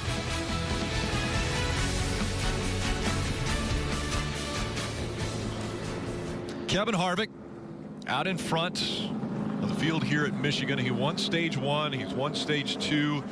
Harvick has already been dominant in 2020. 4 wins. See Kevin Harvick getting a drink of water right here. Tell you, what these drivers and teams are going to be asked to do over the next month is really going to be amazing. 5 races until the playoffs, but look, we have a race tomorrow for Michigan, so that's a doubleheader. Daytona Road Course we have never seen. Doubleheader at Dover, and then we head to Daytona. I mean, a restrictor plate race to try to figure out the playoffs. Not only is the pressure and intensity real, but the physical exertion these drivers are going to be asked to do, these teams are going to be asked to do. 7 races in a month. We already heard the radio of the one, the intensity about the choose rule. That's one more thing thrown on top of this. Guys, I think this is going to be one of the toughest stretches these teams are going to ever see in the regular season. Oh, I don't think we've seen anything like this before. And you know, when you start thinking about who's going to get playoff points and who can make this, who can make the playoffs and who can't, and you've got some races in there that we could see some surprise winners completely throw the whole playoff lineup completely out of whack. So yeah, I think you're right, Steve. We're in uncharted territory with a schedule like this. Yeah, this doubleheader here at Michigan with these shorter races doesn't mean that the drivers aren't wearing themselves out. It's one of the worst races that I've ever had as far as being physically ill afterwards. Was a 50-lap IROC race here in Michigan. Way back in 1999, I'd never been so wore out. I think I held my breath all 50 laps. But so these guys have got it tough today. They got to regroup, get fluids, get something in their body so they can go back at it tomorrow. The high line for Harvick. Marty. Hey, Rick, the guys a moment ago were talking about the intensity here this afternoon in Michigan. It's been pretty calm here in Kevin Harvick's pit. Harvick trying to stay undefeated with this race car. It was brand new at Indianapolis. They took it to victory lane in the Brickyard 400, and also trying to stay undefeated today. He won stage 1, as you guys mentioned, stage 2, trying to get his 3rd win in the last 4 Michigan races, Kelly. Well, what a turnaround it's been for Martin Truex Jr. and this 19 team. Remember, they had contact early in the race, a flat tire. They had to come pit under green and win a lap down. It took them the majority of this short race to get back in contention. Suddenly, Truex lines up 30. Said he just didn't have the speed to hold the bottom, so I should say he's lined up on the top side. for this restart. Truex, a runner-up here in Michigan, looking for his first win. Guys, I think something interesting with this choose rule that we have, Martin Truex Jr. is one of them. There's 3 Joe Gibbs Racing Toyotas lined up behind Kevin Harvick. Could they decide that they're going to, if Harvick picks the top, they all go to the bottom and try to push Kyle Busch past the 4-car of Kevin Harvick? Is that the only way that Kevin Harvick can be beaten today? That option is out there for them if they want to try something like that. Well, it would be a great camera to ride along to see how they choose behind. Rick, Jeff, I like your strategy right there. Line them up, right? 3 of them in a row. Unfortunately, I think it'd be a bad call for the 3rd one. Yes, it would. Keep saving here. I think they're going to blow it one more time to get it farther off the track. Oh. So we're 20 to go right now. So we're hearing they're going to continue to try to clean the track. It sounds like something was dropped on the back straightaway. Not exactly sure what, but a lot of dust and debris being cleaned up. But again, the reason that this race started just a little bit later is because of the Xfinity Series race that was running at Elkhart Lake at Road America, and it was a late tire strategy. This last restart, Austin Cindric able to hold off A.J. Allmendinger and get the win. So Road America working out very well for young Austin Cindric. This is Menards country. These are Menards people. This is awesome that we can get this Menards Ford Mustang victory lane. Richmond Water Heaters, they've been a big supporter of ours as well. So just so excited. I mean, that's 4 wins on the year, and obviously extend the points lead somewhat. But man, I'm over the moon. This car was perfect from the get-go. You know, we overheated our rain tires there a little bit. I don't know if you guys watched that battle between me and Justin Haley, but that was like the highlight of my year. I mean, I don't even know what position we were racing for. It was so much fun. But thankful for our partners, Money Lion, Roush Chase Engines, all the guys that make this happen for us. Big wins for Austin Cindric already this year, and you can see how excited he was. You weren't able to hear that, obviously, at the end of the race because we came right here and started this one, so we wanted to make sure that you heard that victory lane interview for Austin Cindric, and a big win for them. I was jealous of you, Jeff. You got to call that final restart, and it was chaotic. It was. What a good race. It was just a short race like this race, right? You don't have time to mess around, and it was fun, right? From the green flag, they went at it. As these guys are coming, I want to say, will Joe Gibbs Racing, will they try to work together here when they come up to the choose? Well, let's look at this shot. This Hunt Brothers Pizza Cam. Want to go and choose here? If they do it, it's I suggested it, but it's a difficult thing to do because, like Steve said, the guy, look, they all went to the top. So every one of them, Eric Jones was running 4th, and he picked the top. That's going to line him up 8th. Chase on this Elliott. restart. Yeah, Chase was 5th. He's going to be on the front row of the restart. This is exactly what NASCAR hoped for with his choose rule. And all these cars back here that may or may not come on pit road, you know, it's not just the front 3. Why, they're the easiest to see, Junior, right? All through the, does your car go in the bottom? Is it good on the top? Who are you around? It just gives you options. Look at Brad Kay. Look at how far up the racetrack, how far up the lineup Brad Keselowski's going to be right here. Also, if you know that thing's hard to see, I'd wait till the very last second to make my move to hopefully drag somebody across that dash. Into the tail end. There you go. Now strategy of hiding the choose area. I couldn't be more proud. What a great, I was like, that's the best thing I've ever heard. I love it. Okay, so can Chase Elliott take advantage of this track position? So here you have it. You mentioned it. Kevin Harvick stayed where he was. He was number 1, but Chase Elliott up 3, Brad up 2. And because they chose the top, that put Truex and Jones back a couple, Denny Hamlin. Not a lot of movement back there, but that's big movement inside the top 5. If Chase Elliott somehow clears Kevin Harvick, it's going to be big. Look right here. Chase Elliott says, well, I didn't really love the bottom, but if nobody's down there, I'm going to have to give it a go, right? If you could start on the front row, how could you turn it down? And he's got Brad Keselowski, one of the best pushers behind him in that row. That's key as well. And maybe if he clears Kevin Harvick and the caution comes out, he's got the lead. We'll see what happens. They're coming back for the restart. Harvick on the outside, Chase Elliott on the inside.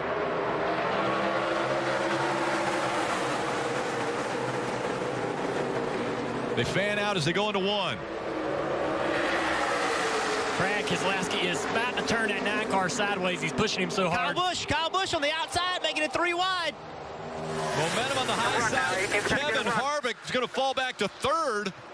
Look who's in the lead. Chase Elliott. And Brad Keselowski falling like a rock after helping the 9 car up to the front. And how about Christopher Bell in the 95? He's running up here in the top 6. I am shocked at Kevin Harvick, how he lost those spots through 1 and 2, but then's able to drive in 3 on the bottom and just clear them. Chase Elliott only has the chance to lead this race because he had the chance to line up on the front row. Will it pay off with 17 to go? And right now, Kevin Harvick, we've seen how good he is, but they're all lined up right behind him. So when he gets to Chase Elliott, if he can't clear him, then everybody will try to get on the outside of him and get around him. So now, while there's a gap, is a great opportunity for Kevin Harvick to try to make this move. And Jeff, we have seen Kevin Harvick dive down to the bottom of the racetrack and slide on by when he wants to pass someone, to take the lead. Will he do it again? Is that another move now that everybody's seen that Harvick's going to dive low to clear you? We've seen him take the lead earlier in the race on the outside with runs from the outside. He dives up into this traction compound, full throttle. He's going to have an awesome run off the corner. He needs to be a little bit closer to be able to do something with it off turn 2. Here comes the run down the straightaway. He's going to have to go into turn 3. Try to take this high side. Oh, wow. Follows the 9 right into the corner. Doesn't have to lift. He got tight, though. You saw the wheel. He had to put wheel in it. When he got that close, he had to really turn the car a lot. Here he comes again, another run. Oh, big run. Is he going to take it? Is he going to turn left right here? Decided not to. I think he needs to be a little closer on corner exit to be able to have to take that run. Well, I think he knows he has to be able to clear him because just behind him are 2 other Toyotas. So if you get to the inside of the 9 and it doesn't work, they're going to get to the outside of you. Absolutely, Steve. You know, if you pull out of line, it better work. Here you go. He's right there. Now, there's no risk to pull down in the middle of the corner with no pressure behind you. But a corner entry, if you're going to not take the preferred line, which is the high line for these 2, you have better clear the 9 car. Watch Kevin Harvick's eyes. See that look? He's trying to understand where Kyle Busch is. How far behind is Kyle Busch? That's helping him make a decision on when to make this move. He knows that he's close. Let's see right here. He'll have a big run down the back straightaway. He's going to glance in his mirror. Oh, where's Kyle? Caution comes out. Kevin, yellow's out. Another restart, another choice to choose. Well, there you have it. Chase Elliott picked the bottom, right? He had a choice. He picked the bottom. He took the lead, and the caution comes out. Now he can pick whatever lane he wants from the front. So that gamble that he made completely paid off. Take a look for the reason. Ryan Preece gets contact from the 8. Just as we had mentioned, how JTG Jordy had been running so much better last week and this week. This happens for Ryan Preece. So, Rick, normally I'm vocal about not throwing yellows when I don't believe they need to be. At a short track, you could continue way too fast to keep this under green. You have no idea what debris came off the 37. I know people aren't going to like that because there wasn't a car backwards, but I completely agree with NASCAR there because, you know, you can't have a flat tire at these sort of speeds. Richmond, I would be critical, right? That's something at Richmond I'd like to see stay green. 13 to go. Yep, have a big old drink of water there, Alan. I don't know who made the call for the 9, or whether that's just chasing the seat saying, I'm going to take the bottom. I don't know if they have a plan. This rule's new for all of us, but I'm telling you, it's how could you turn down the opportunity on that front row coming from 5th? Kelly. Yeah, I talked to crew chief Alan Gustafson about the new choose rule, and he said, I really like this. He said, we're just going to give Chase the information, leave it up to him to decide. But what he likes about it is he said Chase is pretty daring in his lane choices at time. At least he was when we saw it at Bristol. He said, you have to have the car to make it work. But obviously just then it did. He wasn't afraid to go to the non-preferred lane and ended up with the lead. Reason Allen loves it. Will it work out again for Chase Elliott? He'll have to choose here when we come back.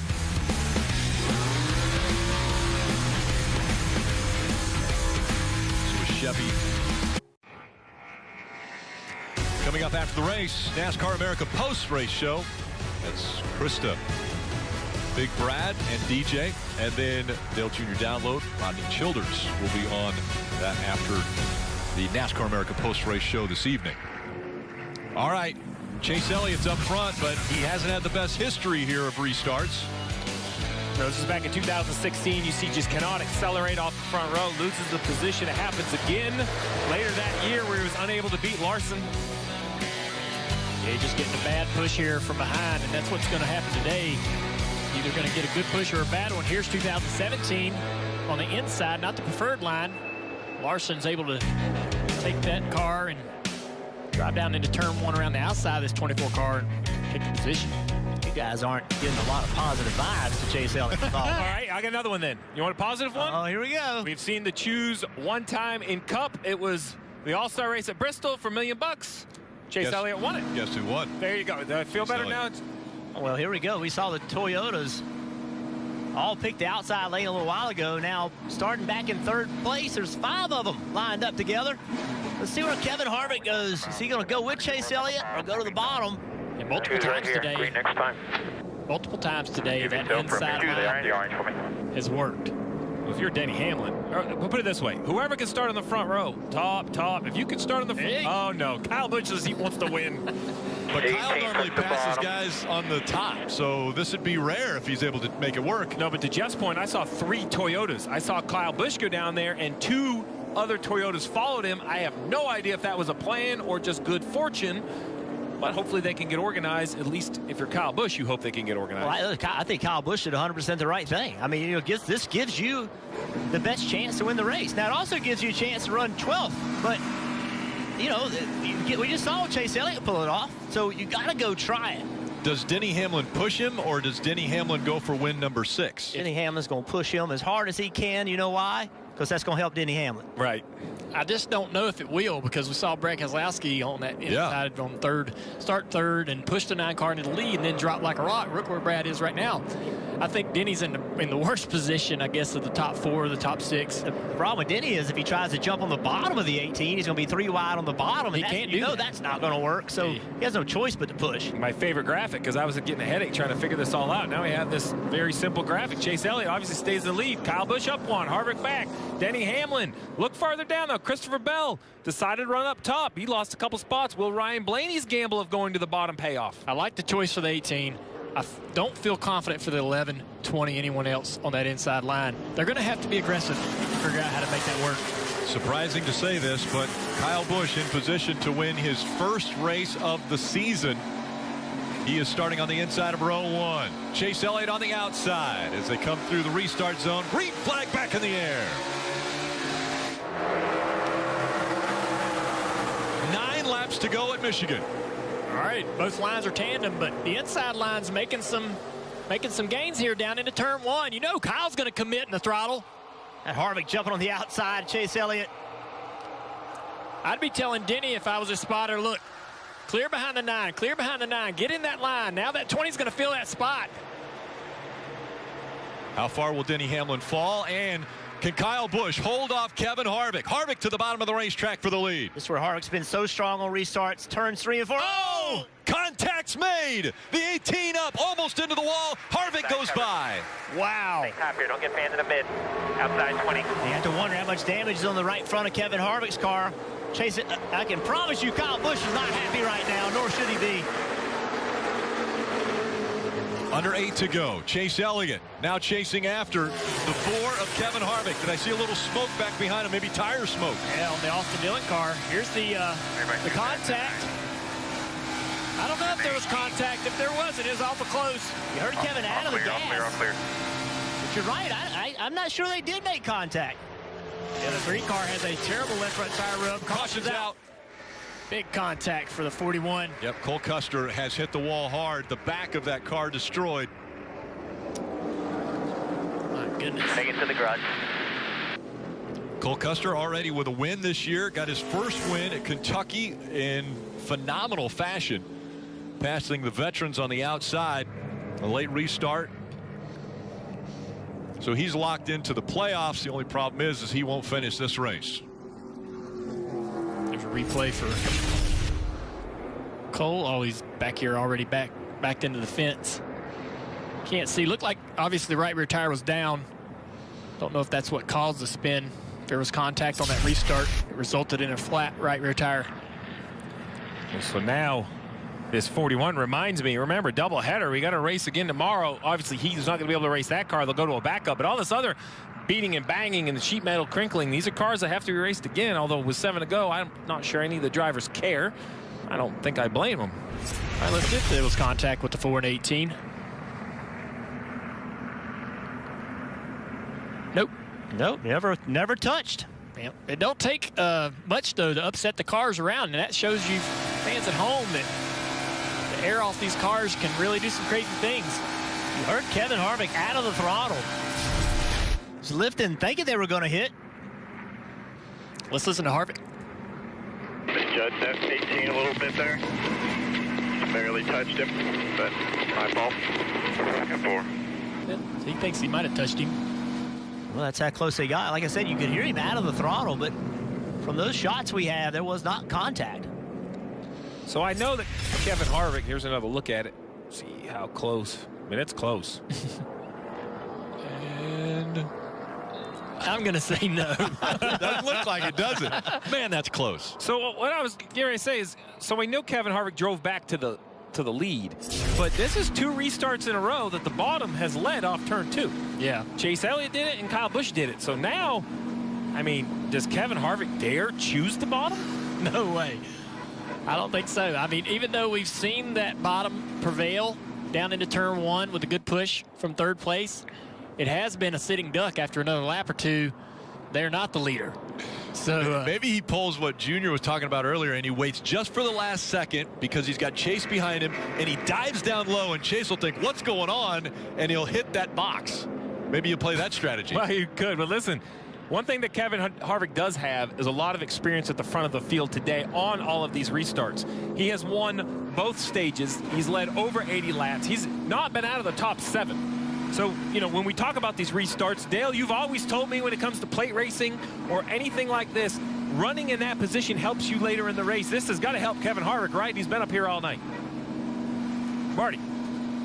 Hey, Steve, there has been chat about what the bottom could potentially do, but that was for information only, Rodney Childers said. And it's not like the old way. If you choose, you could choose who your pusher is. Obviously, you can't do that with everybody in the field choosing. Here they come. We'll see what happens.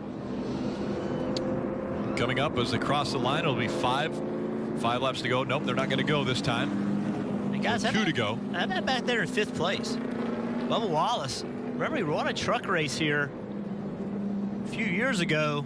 Sitting there in 5th place. We've seen, you know, with being able to choose what lane you want to start in, could he make something happen here late in this race? Yes, he could. He's going to try. I'll tell you that. And I think that's, you know, that's the value in the choose cone, is the opportunity for guys like him to put themselves in the lines that they want to be in late in these races when they're having this great run. You know, these smaller teams get a great run going late in the race, and they get stuck in the wrong line, the unpreferred restart line. Well, now they have the choice to put themselves where they want to be. Let's go back and look once again. Little NBC it. Right here. You see there's no contact right there. It's really close. All right, maybe there was. I don't know. I mean, it really doesn't matter at this point. Well, it does to Kyle Busch. Kyle Busch. I promise that. But you look at that left rear quarter panel, it doesn't look like it's scratched even. Yeah, well, there's very light contact if there was. But so we're hearing fluid in turn 4. They're going to bring the cars to a stop. They don't want to let any more laps go down. It'll be 4 to go when they cross the start-finish line. So now you see they're going to make sure to clean this off. Hopefully have 3 very competitive laps to end this race. I'm not sure who's the favorite. I mean, Harvick has the best car, but he's lost the lead on a couple restarts. He was able to give it back from Kyle. He couldn't get it back from Chase. Well, Steve, we're going to answer that question when we come to the, will it be the final restart? We'll be back with more from Michigan right after this break. Under a red flag condition here at Michigan International Speedway, and getting ready for a restart. Could be the final restart. There'll be 3, we hope, green flag laps that will be determining who wins this race. But let's flash back to 2018 in New Hampshire. And Kevin Harvick a part of maybe controversial little bump and run there? Yeah, he was not afraid to use a bumper there in New Hampshire last year to get around the 18.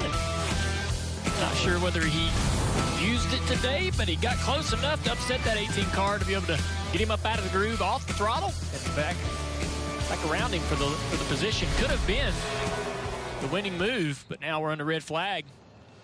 So we wait for NASCAR to clean up their racetrack a little bit, and we're going to have another restart. When is it okay to use the bumper on a guy? 5 laps to go? Depends on what happened the lap before. Yeah.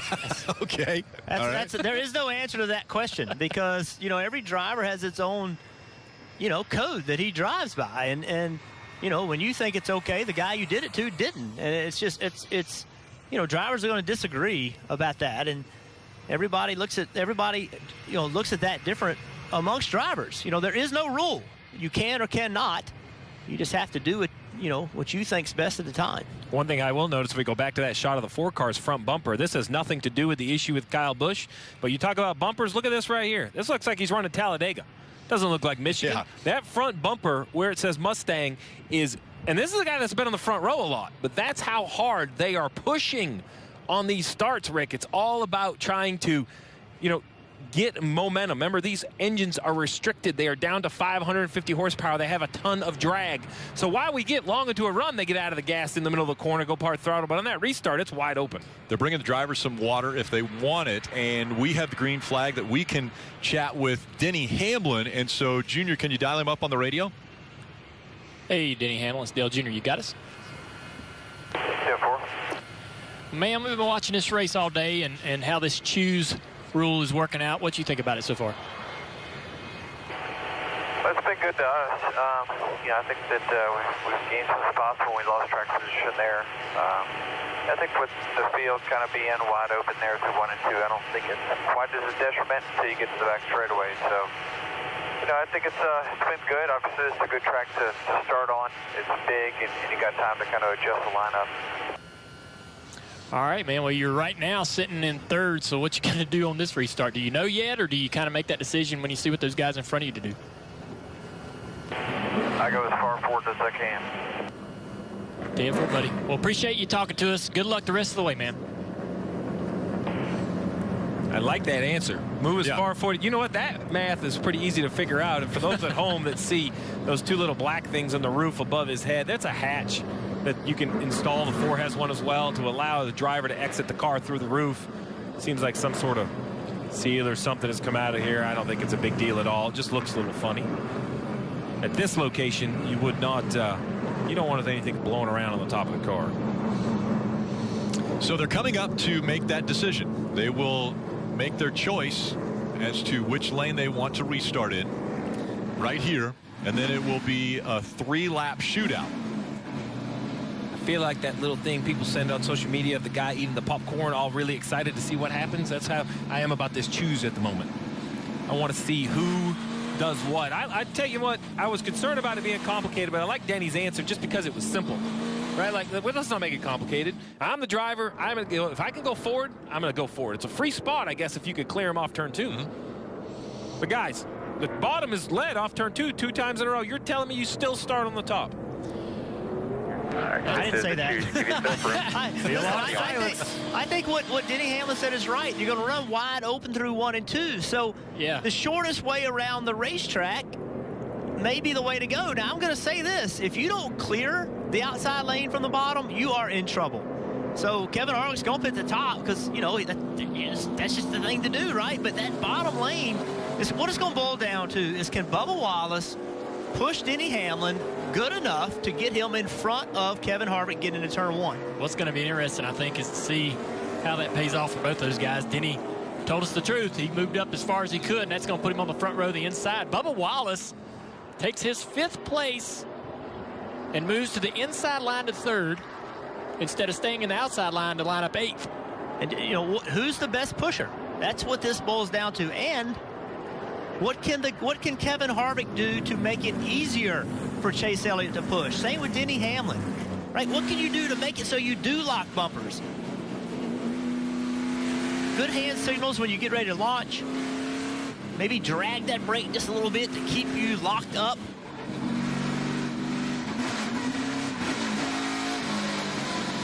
We're about to find out which line works. Again, it'll be Harvick on the outside. Denny Hamlin will be on the inside.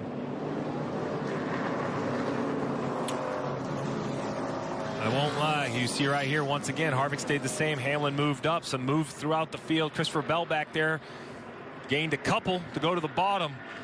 I have a little bit more concern about the bottom just because we haven't seen the 43 up here all day long getting the timing right. Harvick, Chase, Blaney have had more experience today in this race. We'll see if that pays off. We've seen the guy on the outside in row 2 has been able to make the move after pushing the guy in front of him. What's going to happen this time?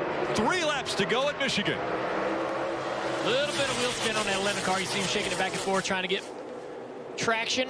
Bubba Wallace is pushing Denny Hamlin. Chase Elliott's pushing Harvick. Bubba to the middle. Bubba to the middle. Oh, that's an aggressive move and a good one. 3 wide for second. Here comes Bubba. But now the outside line is moving. Elliott being pushed by Blaney. And the freight train going by on the outside. Look at Logano on the bottom. Man, you said it was a good move by Bubba. It's a good move to try to win the race. If he was able to clear him, it's going to hurt him in actually where he finished, but it was a race-winning move to try to make it around goes the 3. The 6 also involved. Austin Dillon, the caution comes out. There'll be another restart. You said it, Jeff. It might not help with a 43 finish, but I can root for a guy that's willing to drive it through 3 wide for the win. I was sitting there thinking that he was going to have to push that 11, and that was the only thing he could do. But 95. But when he had an opportunity to go to the middle, he took it. That's what you have to do. There's the damage to the 6. Ryan Newman, we heard Austin Dillon reference the 95. I don't know if Christopher Bell was around him at the time. Austin Dillon was running in the 10th position. And so it looks like this one's going to end in overtime. Let's take a look and see if we can tell what happened. Here we are right in front of us. I think that the 3, he's wrecking loose. He's trying to get control of his car. Oh, contact, hard contact with Michael McDowell there. But he's trying to get control of his car. And 95's got to go. It's like, I can't lift anymore. Send him up out of the racetrack in that speedy drive. Tough ending for Austin Dillon. Ryan Newman there. Well, it gets into him back there. The 95 got into him first. Yeah. And got him loose. He didn't hit him. It was kind of similar to the 4 and the 18. Got up to that quarter panel and got him loose. Let's watch on the roof of Newman's car. This will be a great shot. So yeah, see right there was a little bit of contact, and then that got him loose, and just nowhere for 6 car to go. Ryan Newman.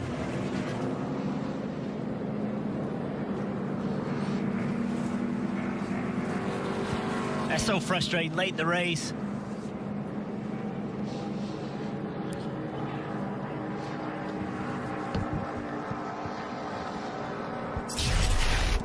And so the caution has come out once again. That is caution number 9 from here at Michigan. You see the 3 to the attention of the crew. We'll see if they can patch it up enough for him to get out there and finish this race. Again, it's going to be a 2-lap shootout. It will be overtime here at Michigan. And we have seen it's been quite the battle when you talk about the restarts. And that was one of the keys to winning this race, is having a good restart. The choice of inside or outside lane, and then who's going to be pushing you. Steve, are you trying to give your driver advice on this choice? Well, I basically would say I would make sure my driver knows that the front row is the ultimate goal. So if I'm 2nd, 3rd, or 4th, if I can line up on the inside of the front row, even if we may not win the race, give ourselves a chance. And I think that's what it would do. In the end, though, Dale Jr. always says, take every run you get and see where it leads. We saw Bubba Wallace do that on the last restart. It didn't work out, but I like the courage to drive in 3 wide, and I'm not sure they're done with those types of moves. Yeah, I think it just matters who's behind you and what they're going to do. You saw it. Bubba Wallace went to the middle and didn't choose to push the 11 car, Denny Hamlin. Well, if you're on that front row, you really need to have confidence in that guy behind you that he will commit to pushing you down into turn 1, at least into turn 1, to have a shot at getting that lead. Yeah, and Chase Elliott, the last time he went with Kevin Harvick, went in that outside lane trying to push Kevin Harvick. I think this time maybe go to the bottom. We saw him get the lead earlier in the race by going on the bottom. That's what I would like to see him do, is go to that front row and try to make something happen. Kelly, you with our team? Let's see what his crew chief Alan Gustafson says, because you told me earlier it was going to be up to Chase. We saw him take the lead from the inside lane. Last time he hung up in the outside. What do you want to see on what could be this final restart? Well, I mean, ultimately, it's going to be up to him. I think he knows what he needs.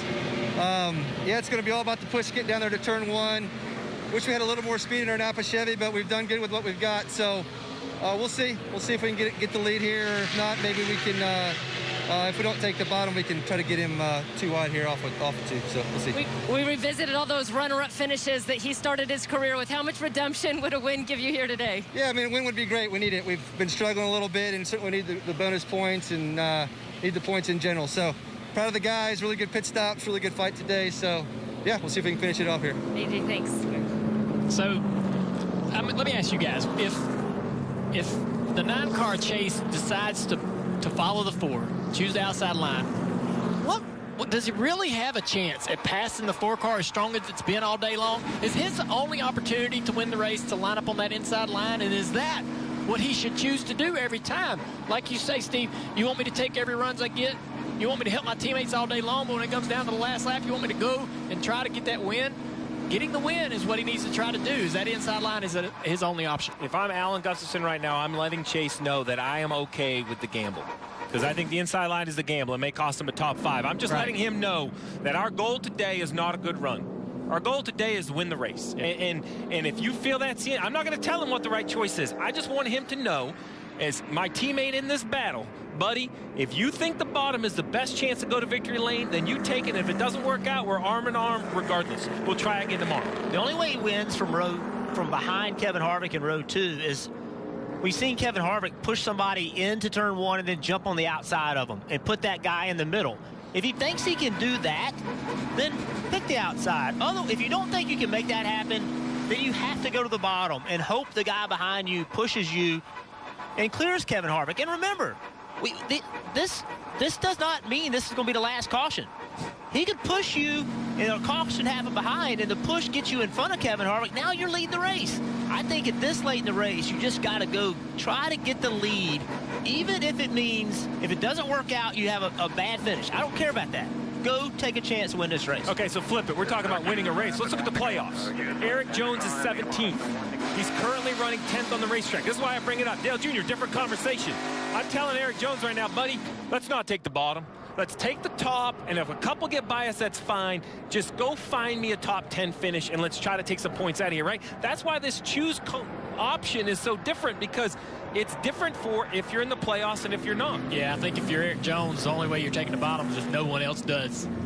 At this point, you go. It'd have to be a lot. Yeah, you go from 10th all the way to front row, but we'll see what they do. Everybody's in a different situation.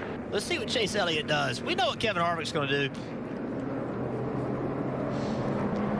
He's showing his hand early. He'll run up high. So does Chase. Oh. So that means Brad Keselowski with the opportunity. He'll take that front row, and potentially someone from Michigan could win this race.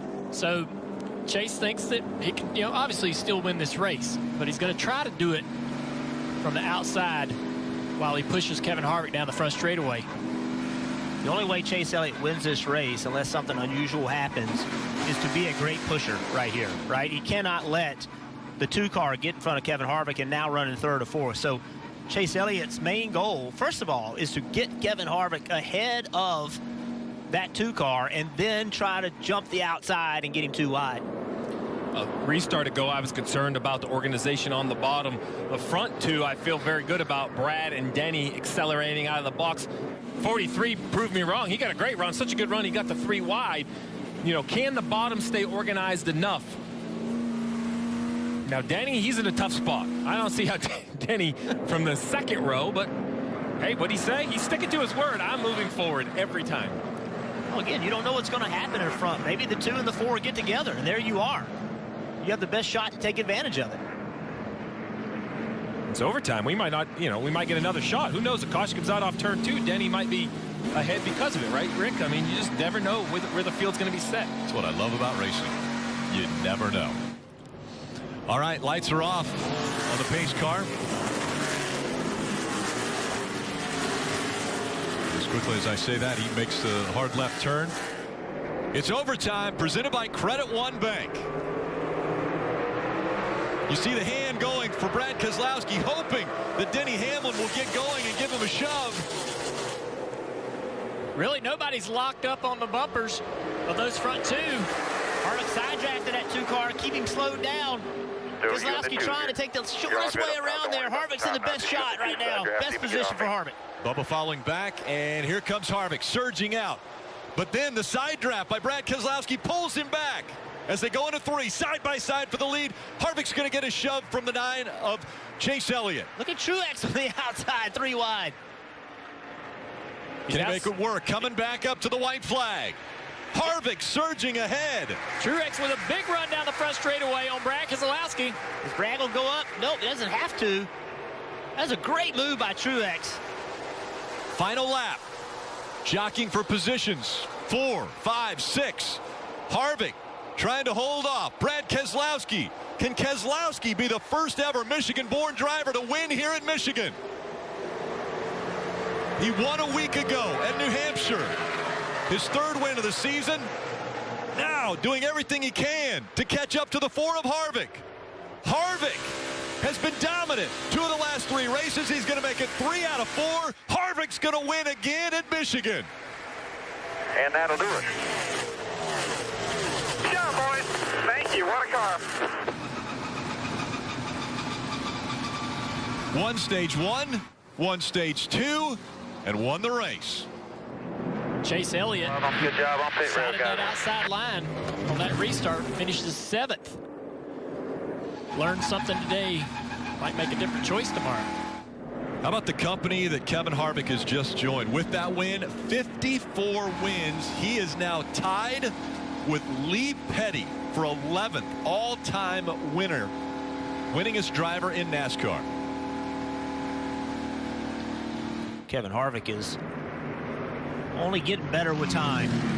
He just continues to improve. He and Rodney Childers, Steve, have, since they've paired up, they have been unbelievably good.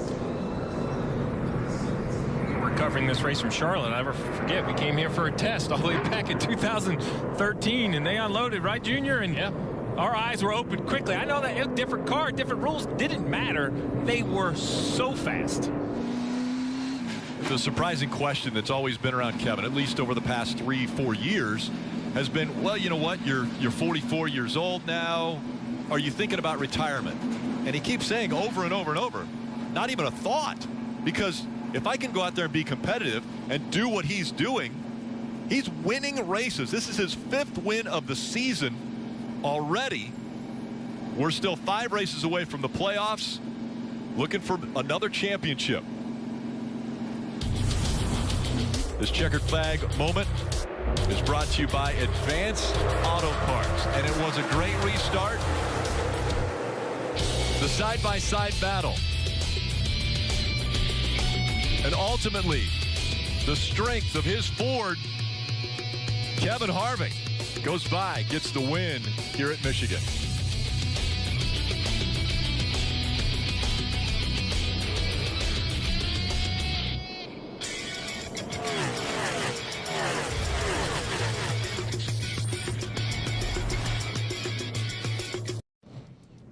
Kevin Harvick just grabbed the checkered flag, and his celebration starting once again. 5 wins already in 2020 for Kevin Harvick.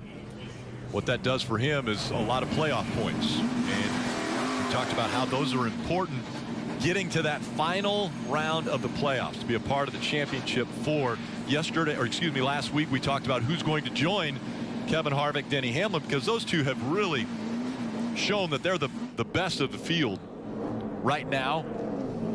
And then Brad Keselowski shows up last weekend, gets his 3rd win. But ultimately, in the end, it has come down once again to Harvick and Hamlin, and this time it was Harvick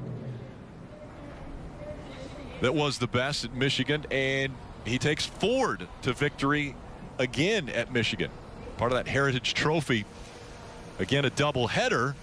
If Ford can win again tomorrow, they will lock up the Heritage Trophy. If it's split between manufacturers, they'll go to the top 10 as far as the points that they have been able to gain. And all smiles out of Happy Harvick as he puts his mask on, and he'll head out and chat with Marty.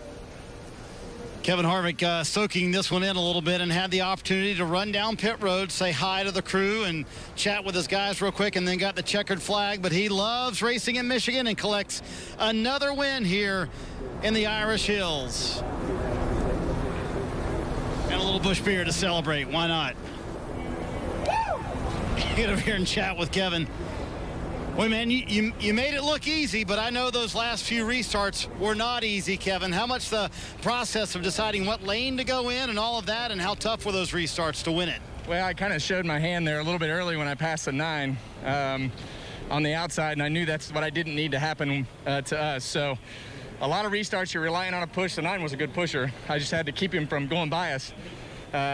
Just got to thank Busch Light Apple, everybody from Hunt Brothers and Mobile and Jimmy John's, Haas Automation, Ford. I know they love to win at Michigan, Roush Yates, and everybody at Stewart Haas Racing for everything that they do. This is just was an awesome car to drive today. When you have a dominant car like this and you have a race tomorrow in that car, I mean, is the confidence immediate, Kevin, saying, hey, we can go repeat this tomorrow? Well, you know, I think that the confidence is high when we come to Michigan anyway. You know, it's a racetrack that's been really good to us, and for whatever reason just fits our style of cars, everything that we do with our race cars at Stewart Haas Racing. Rodney and these guys have given me great race cars at Michigan every time we've come. So just a really, really fast race car today. I got to ask you, you said on the radio you thought you might have made contact with the 18. It was close. But it didn't look like it in the replay. Looked like it was very close with the contact and battling for the lead. Yeah, I knew I needed to be right there, and I couldn't tell if I touched him, but I knew that I wanted that side draft right there. Yeah, I didn't touch him. Well, that makes me feel better because, you know, I knew we had a fast enough car to just pass him, but I knew that I needed to take the opportunity that I had, and I needed to side draft right there. So that video makes me feel better. Kevin, are you going to make sure Rodney finds a spot for this car in the playoffs? It was brand new at Indy. It wins there, and it comes here and wins again and gets to race tomorrow. Yeah, you know, I can't say enough about our whole organization. Our 4 guys do a wonderful job of the details on our race car, but since we've come back from COVID and the work that these guys and gals are putting in at the race shop and the organization, they've had a lot of really good training from Tony Stewart in awkward situations of how to prepare for things. So thanks, Smoke. I want to say hi to my wife and kids at home. I thought about Keelan all day. I keep telling him to be smoother on his wheel, and I'm like, quit jerking the wheel. We got to be smooth here. So just a lot of fun racing here today. Kevin certainly wishing Keelan was here today, because last year he got a ride to Victory Lane from the front stretch with his dad after he won here at Michigan. Kevin Harvick in Victory Lane once again here in the Irish Hills. It was a boys' summer last year for Keelan and Kevin. As we look at the playoff standings after 21 races, now just 5 races until the playoffs start. 2 drivers with 5 wins. It's Kevin Harvick and Denny Hamlin. Brad Keselowski 3, Joey Logano the only other multiple wins driver this season. But look at Eric Jones, William Byron, 16 points separating those 2 for that final spot in the playoffs. Kyle Busch, still named not in yellow, hasn't won this year, finished 5th, and just moments ago Kelly spoke with him. A top 5 finish today for Kyle Busch. And Kyle, I'm going to take you back towards the end of the race there. Really close racing between you and Kevin Harvick. It was hard for us to tell whether or not there was actually contact. Did you feel anything?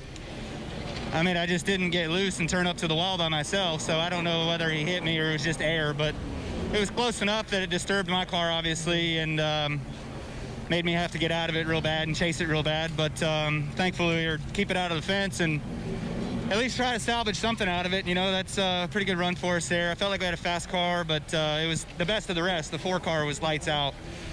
He deserved to win the race anyways, but you know, it was a race for second today overall. And proud of the M&M's Fudge Brownie guys. I mean, they did a good job. We've been fighting hard all year, and this was certainly an improvement.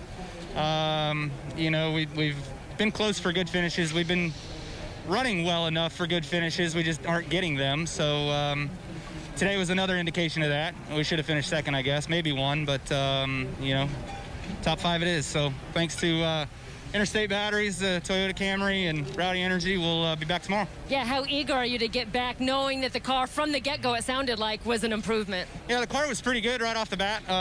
There's still some things that we could tweak on it, hopefully. I'm scared to mess with it to try to make it better. It was just really, really hard to deal with in traffic. Anytime there was anybody in front of me, I had to be away from them, whether lower or higher. It just would not follow. It would not track at all the car in front of me. So that's kind of been our MO, actually. But overall, just work on that. Thank you, Kyle. Appreciate it. And so a fifth-place finish for Kyle Busch. As he mentioned, Kevin Harvick led a race-high 92 laps. So he mentioned Kevin Harvick was the one to beat. He was dominant. He was able to regain the lead after he had lost it on a restart. But in the end, it was another great restart that got him to the front, Steve. Yeah, Kevin Harvick versus the field. We saw different players. Blaney at one time, Keselowski, Chase Elliott, Kyle Busch. Regardless, Kevin Harvick continued to be the best of the group. We know now, though, everybody gets to work on their cars this evening and come back and try it again tomorrow. The choose cone crazy, the restart's crazy. Some winners, some losers. I felt awful for Ricky Stenhouse Jr. Ran in the top 15 all day, restarted 10th, a flat left rear tire, ends up 32nd. Yeah, just good racing all day long, and I'm really curious who can make their car better. Can somebody find a way to step up and have the speed that this 4-car has? Kyle Busch just said it. This was a 1-car race. He had everybody beaten. And also, I'm curious, after watching these choose restarts, will people try something different tomorrow? You know, Chase Elliott comes to mind. He took the lead earlier in the race from the bottom and then picked the top behind Kevin Harvick 2 times in a row. I wonder if somebody watched that and will make a different decision if they get in that situation tomorrow. Yeah, just such a great, exciting race today. This track's really kind of coming into its own after a repave many years ago. There was a little PJ1 up there in the high side for those guys to use if they wanted to go up there and use it. But we really saw a lot of great racing, a lot of passing. Eric Jones, too. Talk about the guys around the bubble and how interesting that battle is. He did a good job through all of the stages to gain a few points where those other guys around him in the points did not. And he finished better than Byron and Jimmy Johnson in the race itself. So it'll be interesting to see tomorrow how those guys do if they can continue that bubble battle on into the next race. Crews will go to work this evening and adjust whatever they can on the cars to make them a little bit better. But you have to be better than Harvick, and he has been great. August 2018, Victory Lane. Keelan waves the checkered flag. August 2019, he wins again. This time Keelan gets to go for a ride to Victory Lane with him. And then August 2020, he does it again. Coming up next, NASCAR America post-race show. Krista, DJ, and Brad Doherty.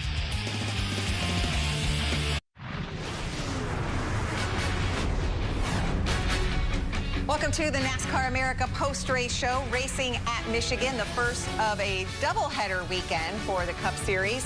We used to always say, watch out for Kevin Harvick at Phoenix. Yeah, that's still the case, but now it's definitely watch out for Kevin Harvick when you race at Michigan. His 4th win at Michigan, 3rd straight in the month of August. Brad Doherty and Dale Jarrett in our NASCAR and NBC studios in Charlotte, North Carolina. And Brad, we knew that Denny Hamlin, Kevin Harvick were going to be players. But in those closing laps, we saw a lot of different guys kind of work their way into the mix. End of the day, it's Kevin Harvick who dominates again.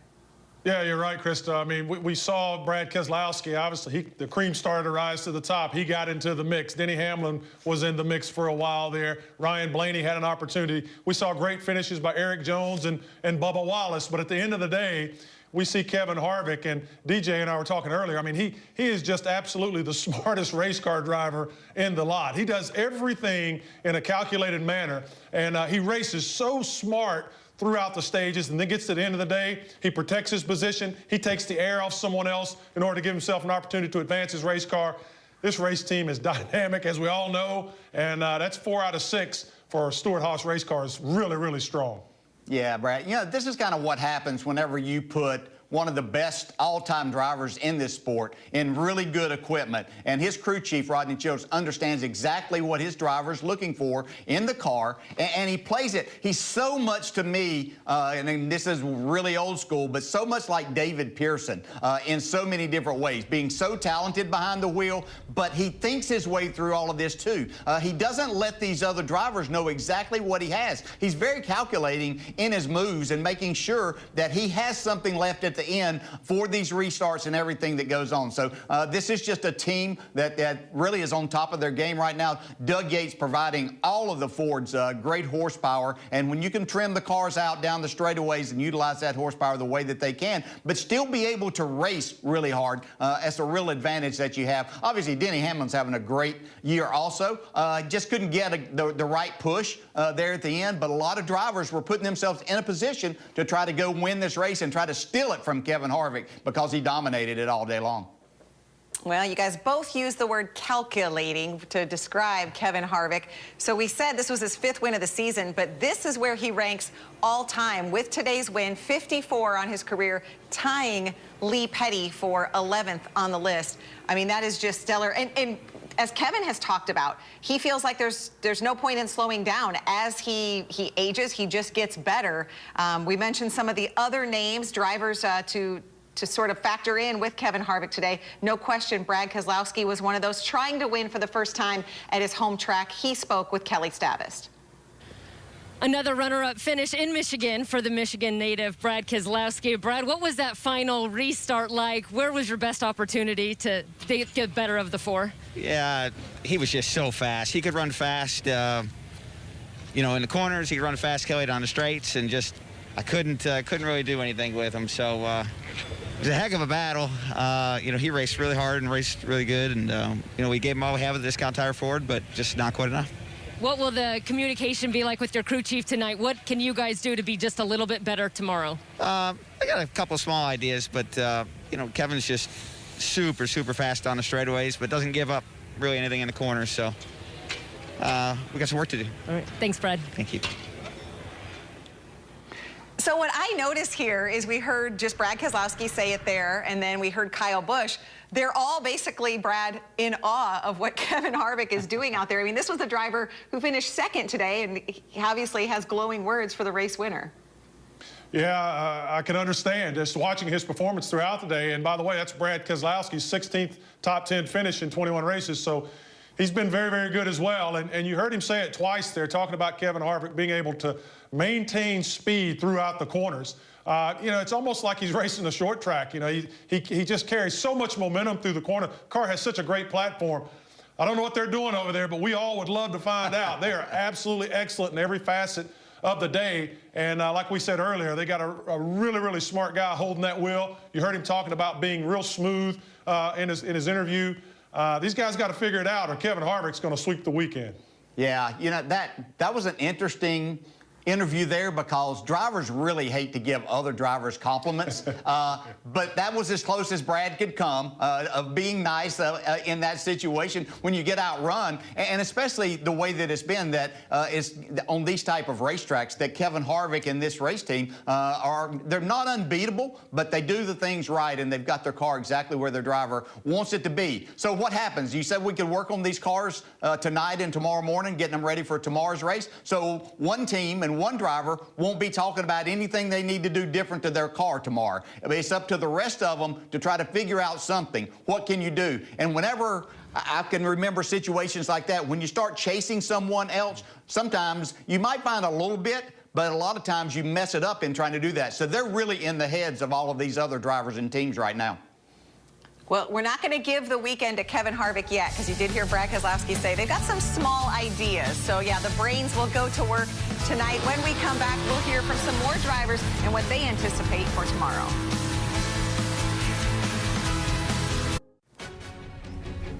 If you liked what you saw from Michigan today, well, guess what? They're going to do it again tomorrow. Here's the lineup, Cup Series Countdown to Green. Getting things underway at 4 p.m. Eastern. Yes, a doubleheader weekend at Michigan. We are in the NASCAR America post-race show, and here's something you don't normally see us talk about in a post-race show. That would be the lineup for tomorrow's race, a starting grid. And 1 through 20 was set by inversion. So Chris Buescher with the best 20th place finish you'll ever see, as he's going to lead the field. 2 green tomorrow. William Byron and Christopher Bell making out row 4. Yeah, as you take a look right here, this is where the Hornets' nest will be tomorrow. The guys behind them are really, really fast and going to want to get through this group, but there's some fast race cars in here with Jimmy Johnson, Kurt Busch. It's going to be fun to watch to see if these guys can move through from behind them and create some havoc, which will be in the Hornets' nest. So now we see rows 9 and 10 are the drivers that finished first through fourth in this. So as Brad pointed out, these guys are really, really fast. Their cars drive good out front. What do they do when they start back here in these rows and try to make their way back to the front? Okay, if you haven't seen your favorite driver yet, possibly you'll see him here in these closing pages of our starting grid. Austin Dillon and Ryan Newman among this mix. They were involved in a wreck today. Again, a second race tomorrow as you see the drivers who will round out the field. What a tough day for John Hunter Nemechek. He'll start in row 18 tomorrow, hoping for a much better day. It was a good day for Penske Racing. Ryan Blaney finishing fourth. He talked with Marty Snyder after the race. Winds up being a fourth-place finish for Ryan Blaney, who pitted at lap 132. And, man, if you'd have had more green flag laps, could the tires have taken a bit more of an effect, Ryan, coming up to the field? I would like to see it play out. You know, we got to third or fourth there, and then we got to third. And, man, I really didn't want to see that caution because I thought we had a decent run going. And, well, I'd just like to see what would have happened, you know, in the restarts that, you know, we got in the right lane on a few of them. Kind of the choose rule was pretty unique today.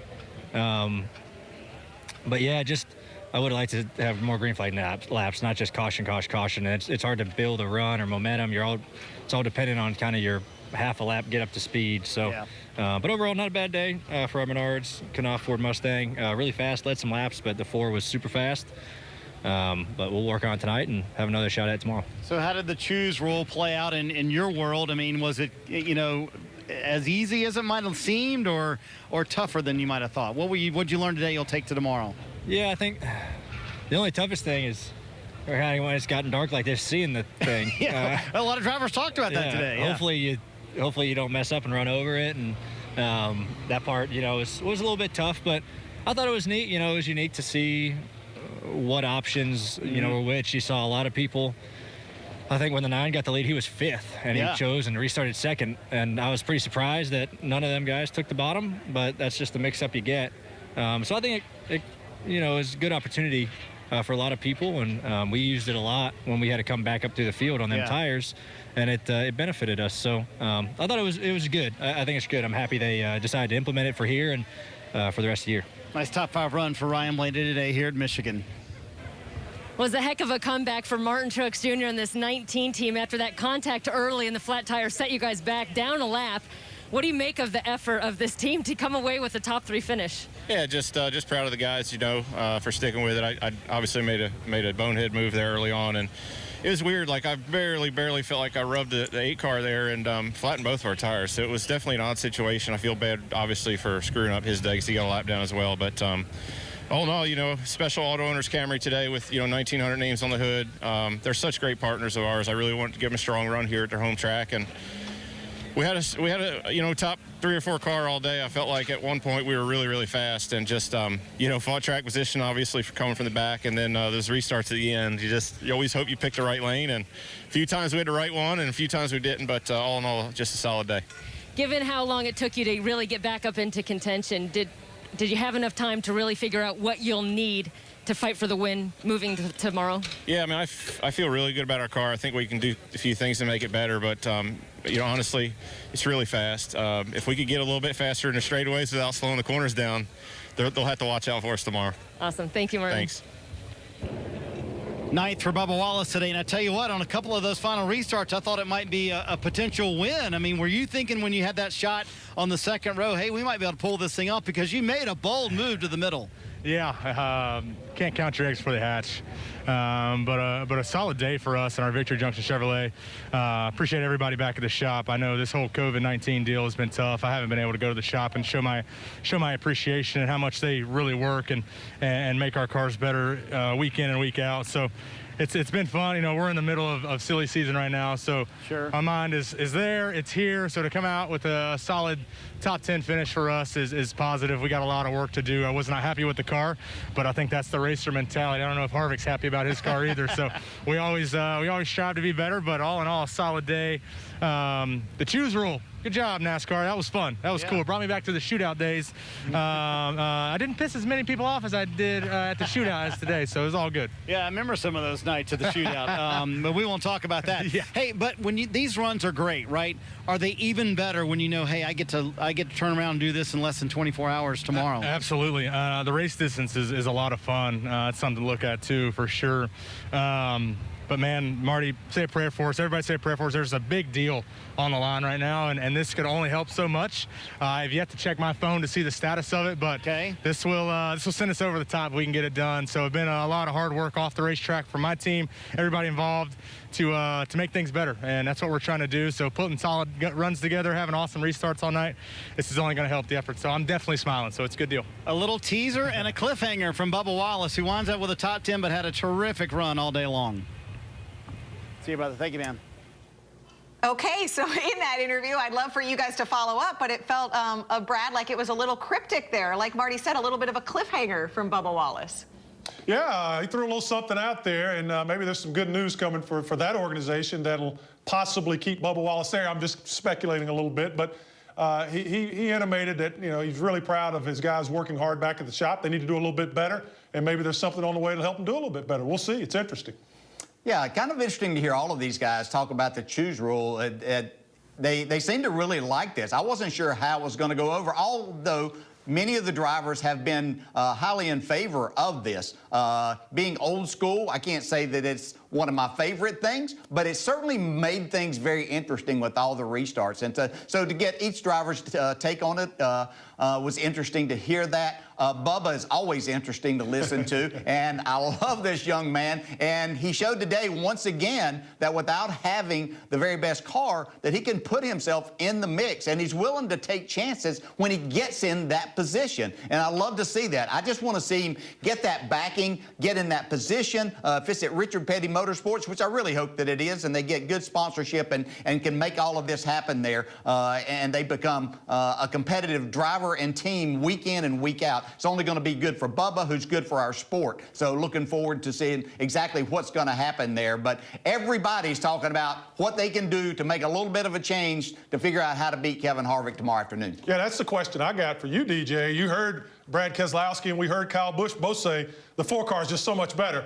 If you're that guy, which you've been that guy, what are you doing tonight? How are you going to make your car better to compete when that's your mindset? Yeah, well, obviously, we've heard everybody talk about down the straightaway, and Martin Truex Jr. was another one that said, if I can get a little more down the straight, well, there's only one way to do that, and that's to change the engine. But if you go through the corner faster, you can go down the straightaway faster, too. And that's what Kevin Harvick has proven to everybody. It looks like it's just complete engine, but all of those Fords have the same engines out of Doug Yates' engine shop. So you know they can do that, but you got to go figure out something. What can I do? And you got to be willing to make a change. And this is a racetrack you can do that a small adjustment can make a lot of speed.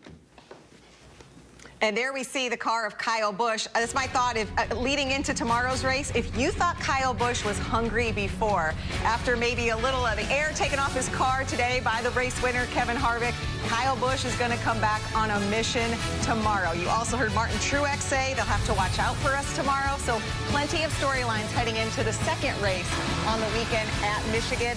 That takes place beginning at 4 p.m. Eastern with Countdown to Green. Brad, Dale, and I will be back for that. Coming up next, the Dale Jr. Download, recorded before this race, but with today's race-winning crew chief, Rodney Childers, right now.